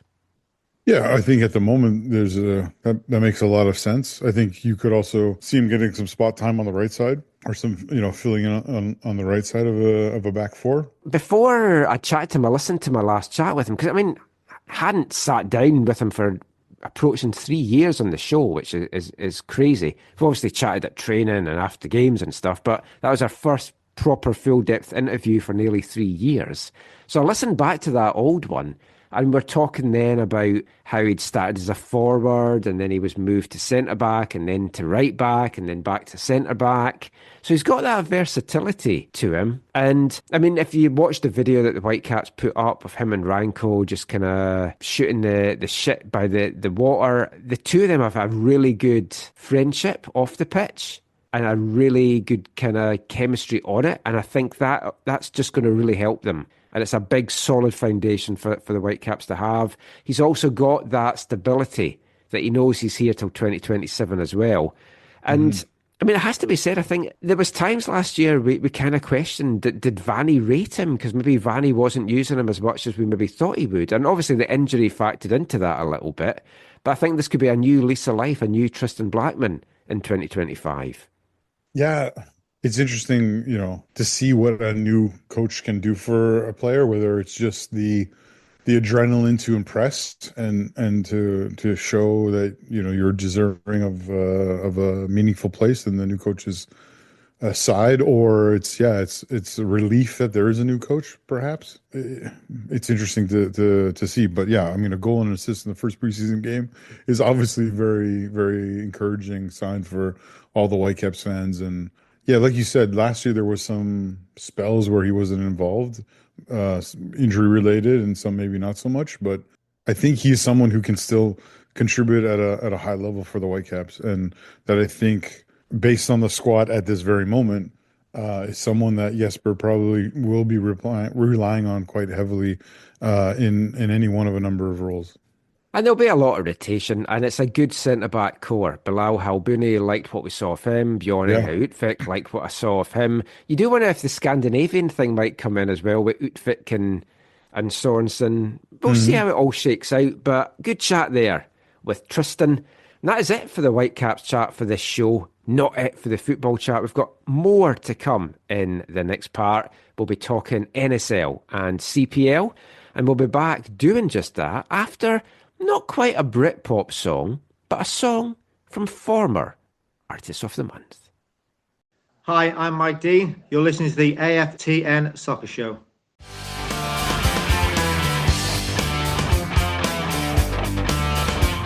I'd like to teach the world to sing and put an end to suffering if I could. With a dedicated heart and soul of Britain's greatest rock and roll Robin Hood. Your eyes are dim, you cannot see, your middle name is Misery. Do you like to teach the world to sing? You're gonna get your head kicked in, don't lose your temper. The shopping centres are. Just remember, young offenders, mom.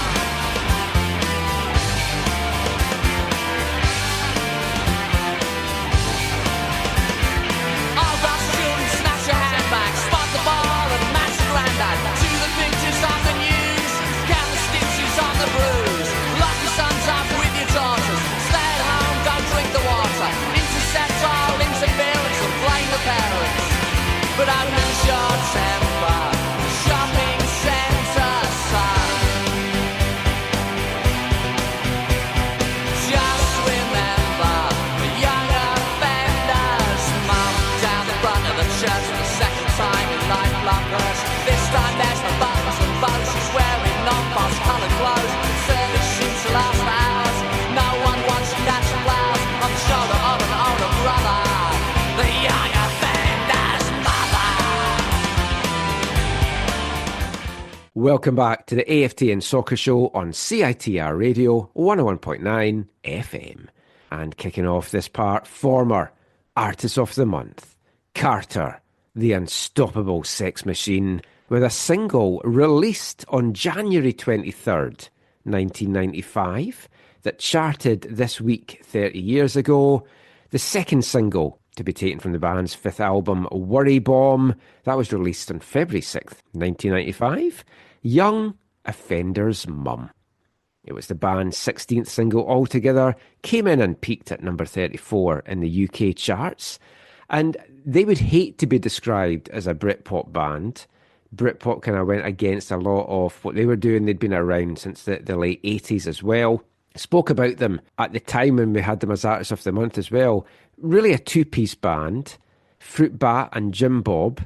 And Fruit Bat is actually going out with one of my best friends in Scotland, and they live together. They split the time between London and Fife, and it's kind of crazy that they got together. And then I was in a video for his band, Abdu Japarov, and we were sitting in the pub just chatting away. Fantastic band, check them out.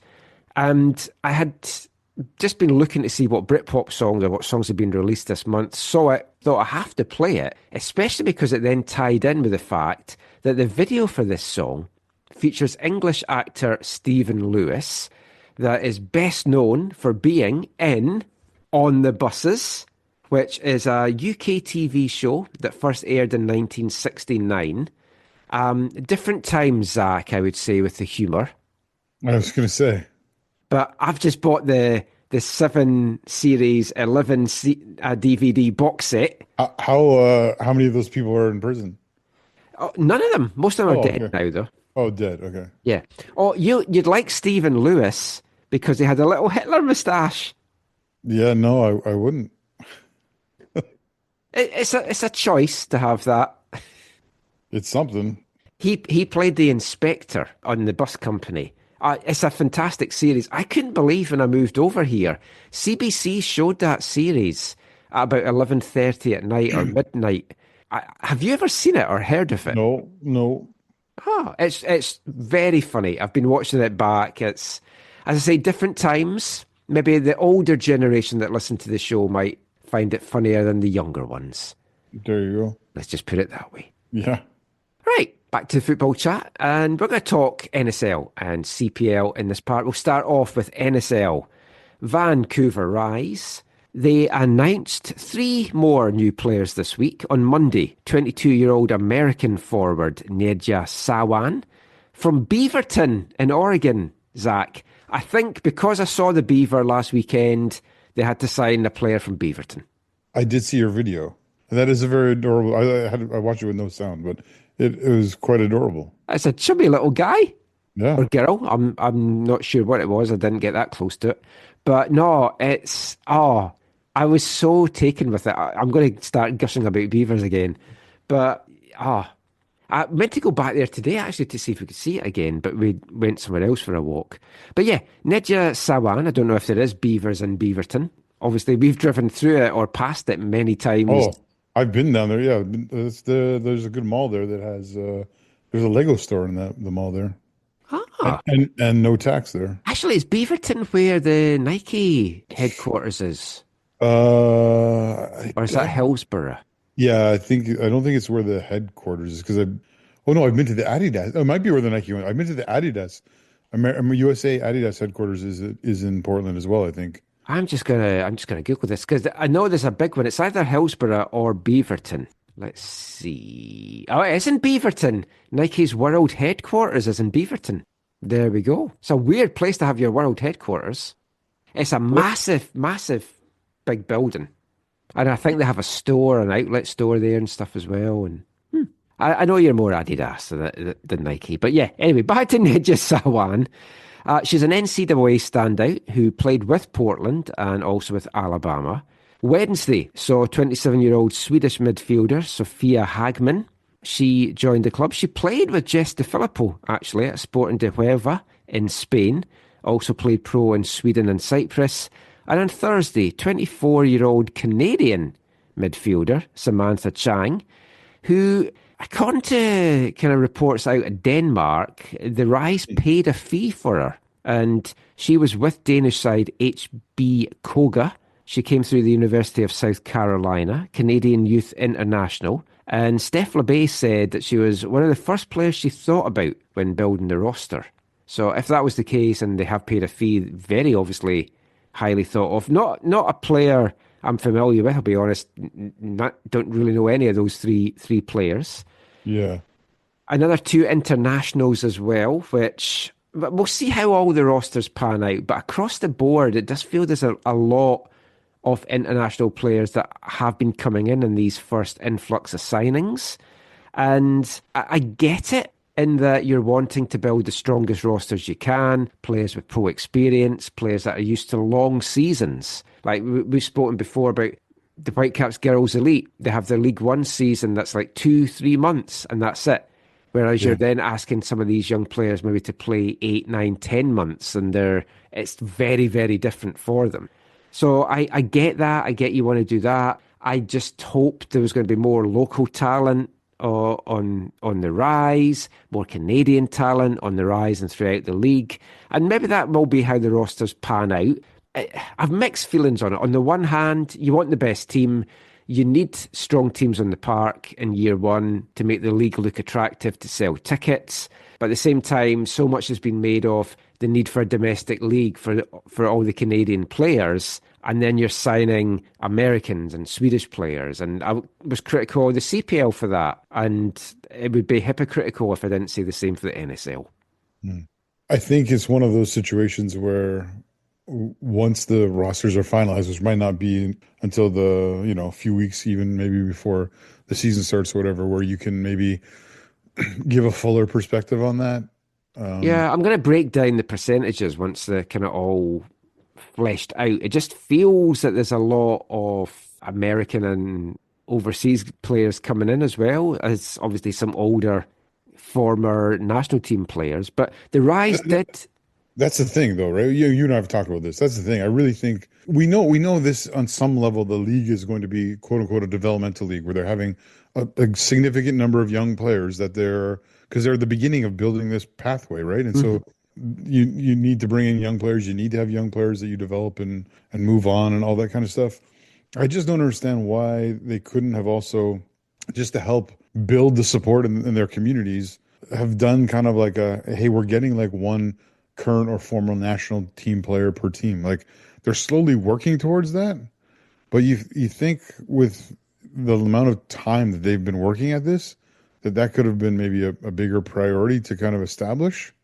And I mean, money will come into it and players as well. It's like you don't just want players coming back to finish out their career. Like you've already got Desiree Scott coming out of retirement, and I love Desiree Scott, and I'm excited to see her in the league. But it's like, I don't think that's the kind of player you thought, oh. No, and not every team will be able to have a player like Quinn in the kind of the peak years of their career. But surely there's enough players in between those two stages, and coming out of retirement, or like Erin McLeod, let's say at the end of her career, or what seems to be the end of her career in her early 40s, and a 29-year-old Quinn. And so it feels like a bit of a missed opportunity. Again, maybe by the time things are done, that's the way it will be, and that they'll maybe more trumpet that once it's all done. But you think they would have started maybe have that as a starting point to build the momentum?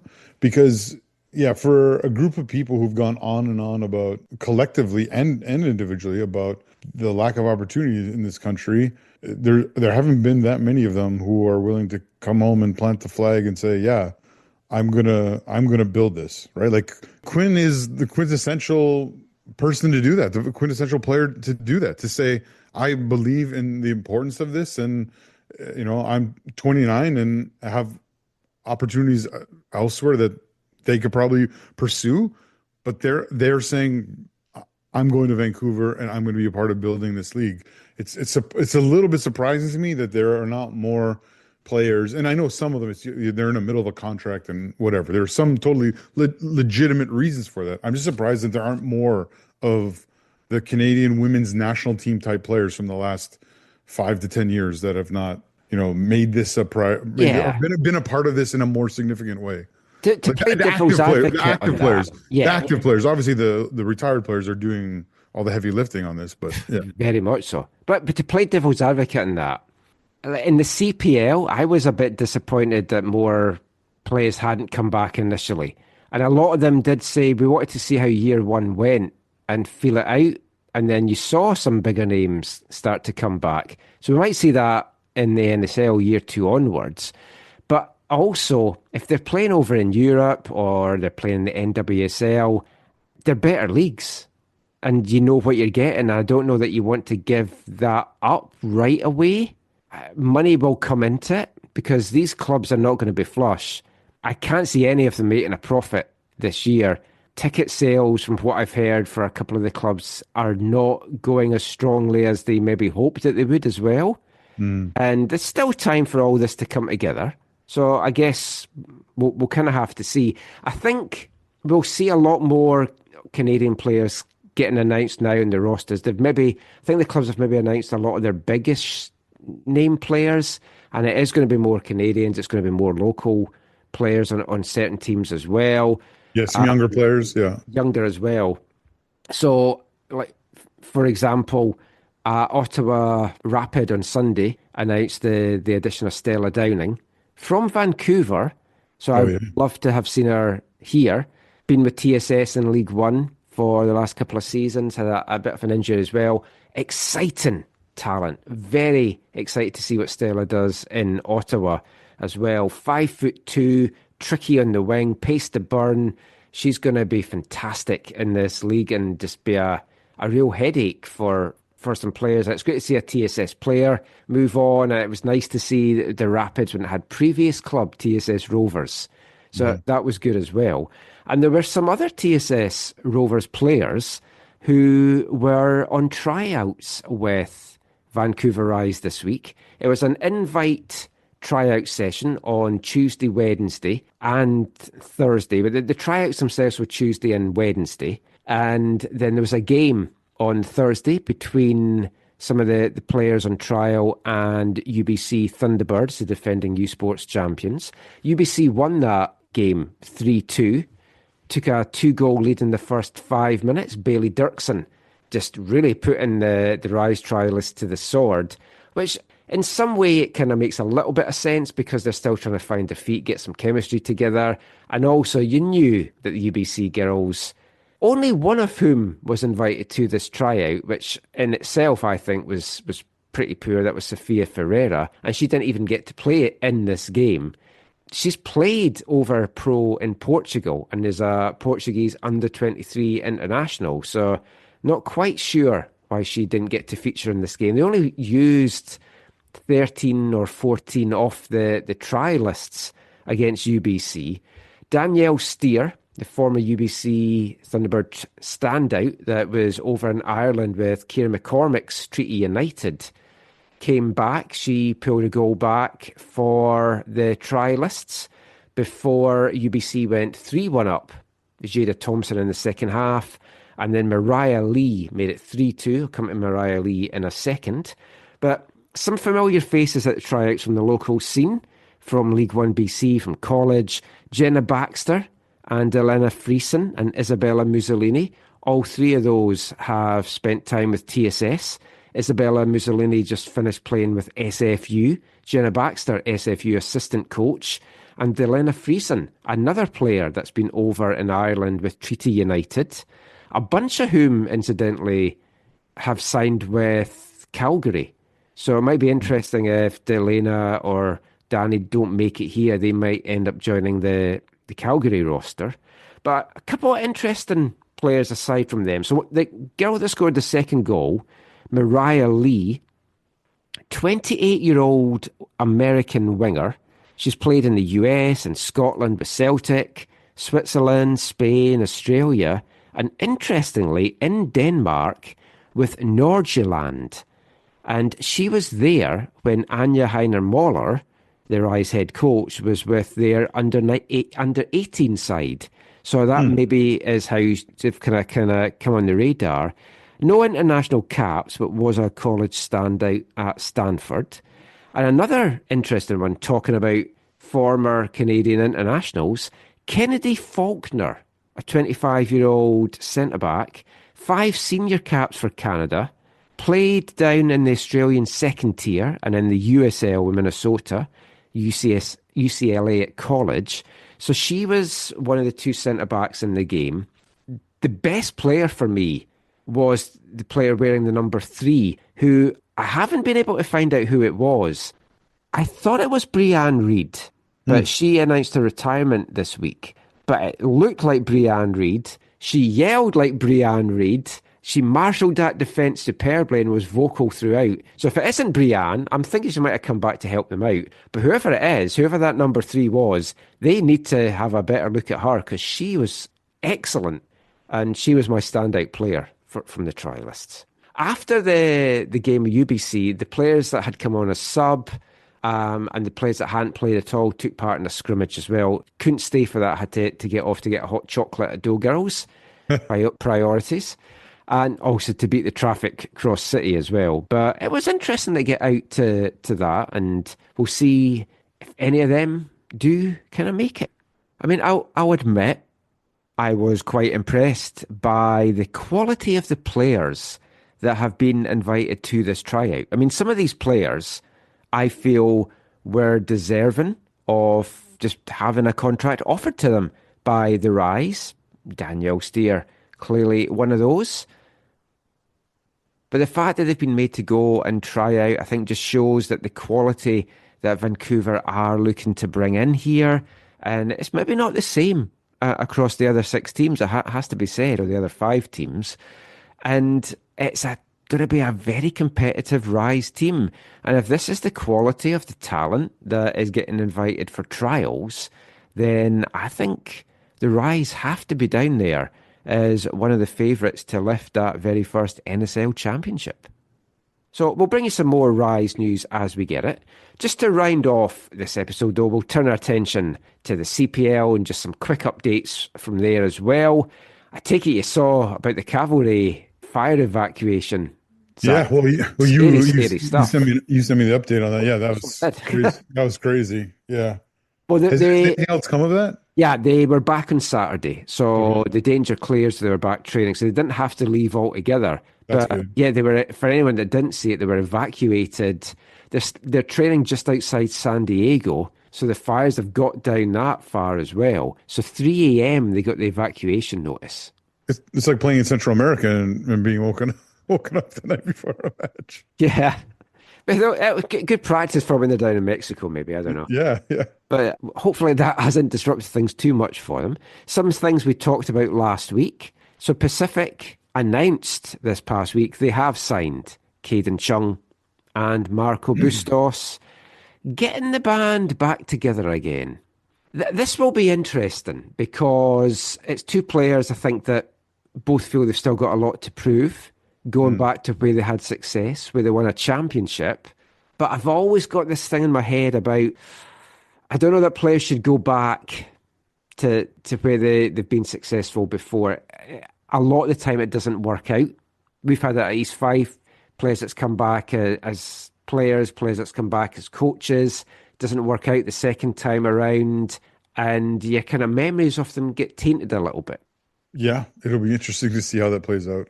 Obviously, for both of them, I mean, these are guys we grew up watching since they were very young, and I wish I wish both of them all the best. Always. I mean, two potentially huge team-changing signings for them.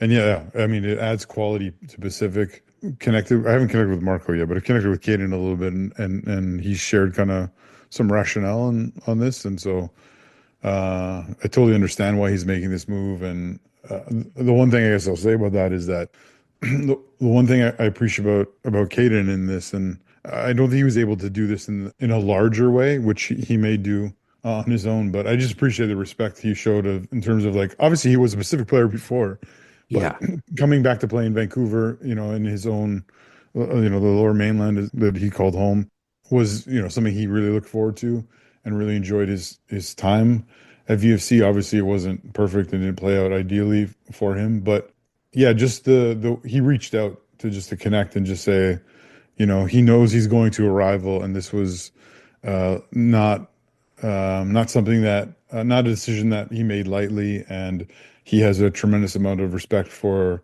the club and for the fans.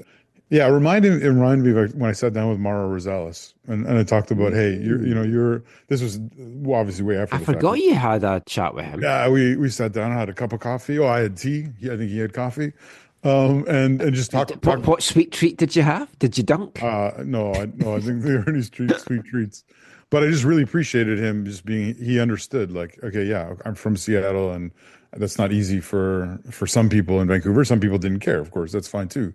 But because he grew up, because he's from Argentina, and he knows the culture and understands it all. He's just like, yeah, I get it. I totally understand. And it just reminded me of that a bit. That Jayden, I guess ultimately the word I would say is Jayden was incredibly respectful in how he talked about what was going on and how it was happening and all that kind of stuff. And so I obviously don't want him to do well against Vancouver FC, but other than that, I hope he does well, and I hope this is a really meaningful chapter in his career. Obviously, he won a title with Pacific, but I hope that he's able to stay fit, because that's been a struggle these 2 years. And he's able to contribute. And Marcos, I mean, you made the song you came up with the song for Marco Bustos. That is, yeah. I'll make sure the Pacific fans sing it when he gets that hat trick at Willoughby, and I'll be there with them. looking forward to seeing them both back in Jayden staying in the CPL, Marco returning and seeing where things at. I do hear you in terms of that trepidation, in terms of, okay, yeah, should you go back or should you not? Obviously, there's, I don't know statistically what the numbers would say, but yeah, I think that, yeah, I could see it going either way for them. I mean, when you get Sean Hundle back, I mean... Oh, come on. I was trying to think of any other player. I see when he partners Austin Ritchie up front. Yeah, and Moses Dyer as well. Moses Dyer underneath, yeah. Oh, what a trio! What a trio that would be. No, obviously, do wish them all the very best. We will catch up with them over the coming weeks as well. We'll sit down and chat, and they'll explain all the reasonings for coming back as well. Now, we mentioned who knew what was maybe going to happen with Alessandro Hojapour as well. And could he maybe go back to Pacific, or what's going to happen there? So it appears he's down trialing at least with Orlando City. Good for him. Which, I mean, great for him, but I was a little surprised. Again, I wonder, is that with a look to their second team? Because I don't see him MLS quality. Yeah, I mean, Poppy's still down there, right? What's his name? The coach, Perea. Oh, right? Perea, yeah, who one of my favorite coaches in MLS. Obviously, Hajapour is not super young anymore, but he's always had an eye for young talent, and yeah, whether it's the first team or the second team, maybe that's a fit for him, and maybe that's.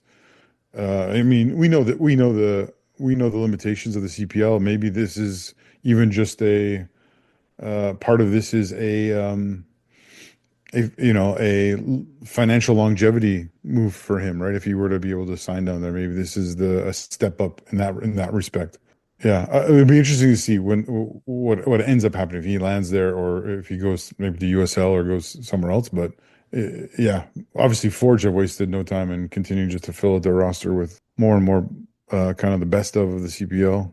Yeah, but no updates though. I was just looking just down, just in case I'd missed anything on Benny Badibanga. I haven't seen anything come through, but if it's official, Nimic's there, right? And it's official. Yeah, Mobabuli is back. So I mean, Nimic, so high on him 2 years ago, not so high on him over the last year. So this will be a very interesting season for him. But this is a different situation. This is a place where he's going from kind of being like, in my opinion, like one of the centerpieces for Halifax to going into the best team, arguably holistically of the 6 years of the entire league, right? Mm-hmm. Where he doesn't have to be the focal point for everything. And I think maybe some of that pressure can be off of him, and maybe that helps him to, excel and be better. Yeah, we know we were there when Patrice was joking about, like he scored a hat trick, but unfortunately 2 of them were own goals or whatever. But no, I really hope I mean, I don't want Forge to do well either, but I hope that this is a good step for him and a positive step in the right direction, because even at his age, I think there is an opportunity for him to kick on and again play in a more established league down the road. Yeah, and like we're recording this on Sunday the 26th, although it's gone into the 27th now. It's 1 a.m. and it's not going to come out till Tuesday. Probably about lunchtime. So, I mean, things could happen, things could change. On Monday, there could be more news dropping that we're not able to cover. Ottawa is definitely making an announcement on the 27th because they teased that with some videos and stuff. And then Vancouver FC, who still all quiet on the VFC front right now. And I've seen fans panicking and stuff. We were having a little chat before we recorded about this as well. If in 2 months' time the roster looks the same, I think you can panic. They're still not starting pre-season training for weeks yet. So there's still time. There's going to be things in the pipeline that haven't been announced. So I wouldn't get your knickers in a twist too much just yet. No. But they also asked fans to send them their mobile numbers, and they're going to have an announcement as well. So there's been a lot of speculation. Is it going to be a player? Is it maybe just going to be the schedule? I was thinking, you've got your Eagle that you release before matches. Could it be, and he's a free agent now, that you are bringing in the Lazio Falconer? Like, you're horrible. I take it you saw that story. I meant to mention that on last week's show. Yeah, I saw that. We should ask Marco about that. The Marco Carducci next time we talk to him. He's a big Lazio fan. Let's not get into that. If anyone doesn't know about that, just Google Lazio Falconer prosthetic penis. Don't do it at work. Oh my goodness, Michael. One of the football stories of the year, though. I mean, as soon as I saw that, I thought, I'll make a joke with you about Eagles and that Falconer. There's got to be there's got to be some encouraging news coming soon. I know it's not quite the same, but I sent you a message this week about the Hooligan show coming to Netflix. Yes, and I don't have Netflix. It's more football culture stuff. I'm excited to watch that. Are you? If the whole series is up in a oneer, then I might just get Netflix for a month and then just watch it. If we I'll can, let you know. It probably is. Yeah, if we can watch it, we can talk about it in March. It'll be March, of course, if you're a new listener, March is Football Violence Awareness Month. And we can talk about it then. Zach can watch the film ID that I gave him to... I have it, yeah. You can watch that. I haven't watched it. Hopefully it will work. We'll talk about that. Tell you what my dream is for March. Danny Dyer, him of Football Factory fame. You want to get him on? I want to get him on the show to interview him because he's got a new film coming out in March, on March 7th, called Marching Powder, slang for cocaine. And it's about a football hooligan who's trying to turn his life around, but it's a bit more difficult for him. I would love to be a part of that. Yeah, if I could even get him for 5 minutes, it would just be amazing. Oh, it would be great. He was on, I told the story before how he was on fantasy football show that I watch, and he was talking about the song about, because his daughter, also called Danny Dyer, is now married to and has a child with Jared Bowen from West Ham, and Danny Dyer's a big West Ham fan, and their song is, Bowen's on fire, and he's shagging Danny Dyer. So I spoke about that the last time round. So he was on another show I was watching this week, and they were talking about that, and he was getting asked, how did they meet? And he was like, well, Jared and this other player moved in next door to Danny. And she was all excited, and she sent me a message going, Jared Bowen's moved in next door. And then the next message I got was, Jared Bowen's just DM'd me. And I was like, DM him back, just send him nudes if he wants. Oh my goodness. Oh my. I mean, that would just be an amazing chat if we can get it. I also want to see the film, so I'm going to reach out to them, and even if we get 5-10 minutes with him, he is so funny. It would just be tremendous to get him on the show. Yeah. Football Factories, the real Football Factories. Yeah.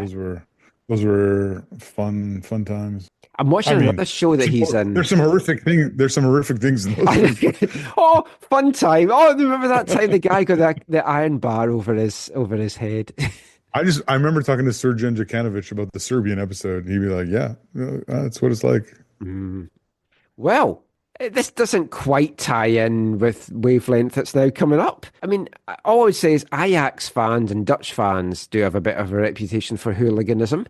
And this episode's Wavelength song is about Ajax. I just thought I would dig this one out. It's from 1992. If anyone doesn't know, Wavelength is our section of the show where we play a song all about football. So this is a Dutch band called Robbie and the Cock, K-O-C-K. And this is their song, Ajax is Art.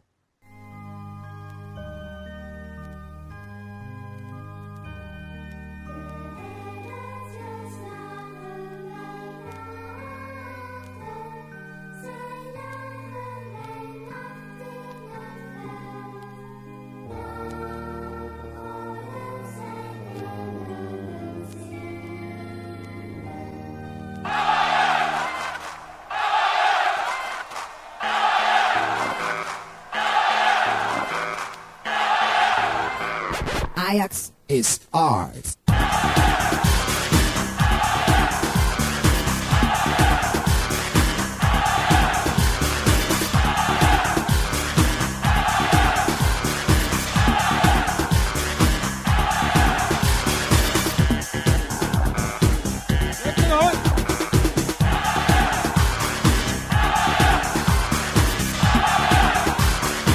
Ajax is art.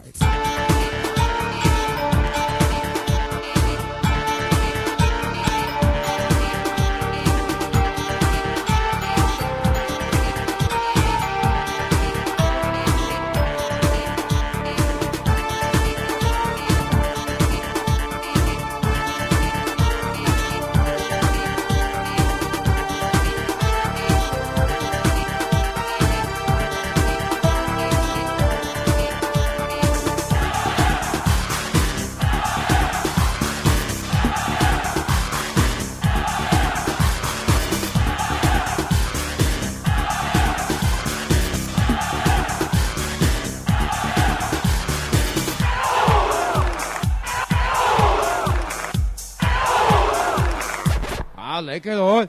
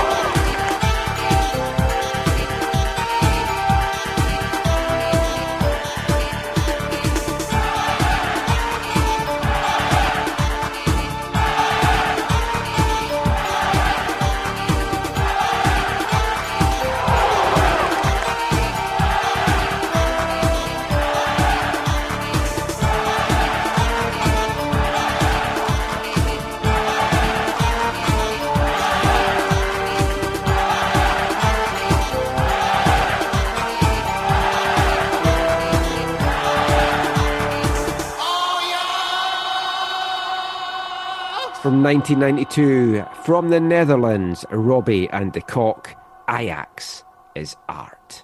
Which got me thinking, could you class football, sport in general, but can you class football as art? Is it an art form? Yeah. I think so.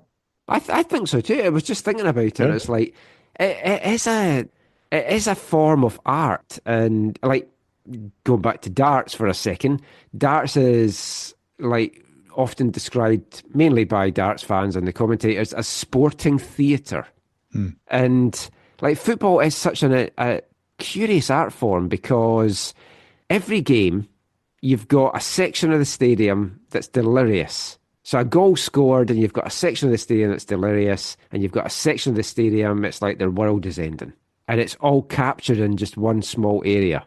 Yeah. And you look at the classic players like Cruyff, Beckenbauer, Maradona, Messi, all those classic players, Pele from over the years. And it's a different kind of art form that they bring. Yeah, I mean, well, and then there's the stadiums, the fans. Oh, the tifo displays, yeah. Totally, yeah. Shirt designs. But I would be with you even if you're like just talking just pure the sport itself, like the game, whether it's, in a stadium, in a professional setting or at the park. Yeah, it is. There is this artistic element. I mean, it's different than football, but like if you ever watch the videos where like the street footballers do like all the keepy uppies and all the flicks and tricks and whatever. There's a whole. I don't know how big the scene is now, but there used to be like big competitions. They go around the world and do all this stuff. And like, yeah, I don't know. To me, that is also a form of art. But anyways, yeah. I just thought I'd throw that out. That is it for the show. Before we go, Zach, anything else caught your eye this week? Any shout-outs that you want to give? And where can folk find you online? Yeah, no, hoping to get back to some VFC U19. I'm supposed to be working this Friday night, so I probably won't make the Friday night game this week as I forget where it is. It's against Langley, I think against Langley United, so it must be at the home pitch. But at February 9th, I think I'll be hoping going to Hjorth to watch the game there. Yeah, no big shout outs this week. Other than the individual who you'll tell me who they are in a minute, the individual who sent us money to go get hot chocolate. Yes, big thanks again to him. If anyone else wants to send us money for hot chocolate and add to our diabetes fund, just get in touch and we'll let you know how. You can also subscribe to our extra podcast for $30 a year, $3 a month. Get in touch for that as well. And in all seriousness, we do just really appreciate everyone who listens and those opportunities we have to interact, whether it's on like social media or it's running into people in the community, and just really grateful to everyone who listens to the show and finds it meaningful or partially meaningful, partially enraging, whatever, some kind of mix in there. But no, we do really do appreciate all of you. So thank you so much for being a part of the AFTN community and supporting the show. And on that note, I want to give a shout out to Rick Halland, who I love when I get messages like this. I meant to mention this on the last show and then I forgot, so I will mention it now. He says that we keep costing him money.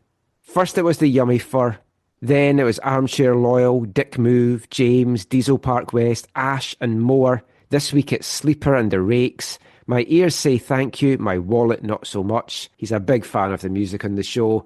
And as I've said before, I get a bigger enjoyment from people saying they've enjoyed songs that we've played on the show than our football chat. I'm doing the wrong kind of show. But yeah, thanks to Rick for that. Stuff like that means a lot to me as well. So yeah, just want to echo Zach's thoughts and all of that. We will be back with another episode soon with at least one, maybe two special feature interviews. You can follow all our stuff on Twitter. We're still on there, AFTN Canada, Blue Sky, just AFTN, and on YouTube, AFTN Canada. All the podcasts also up on YouTube now as well. We'll be back with another one soon. Until then, thanks for listening. Take care. And Mon the Caps.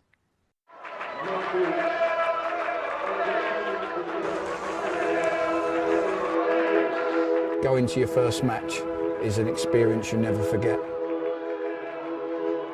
The atmosphere of what's going on around the pitch looks beautiful, and you always look and go, wow, I'd love to play here one day. If you get the bug, it's going to stay with you for life.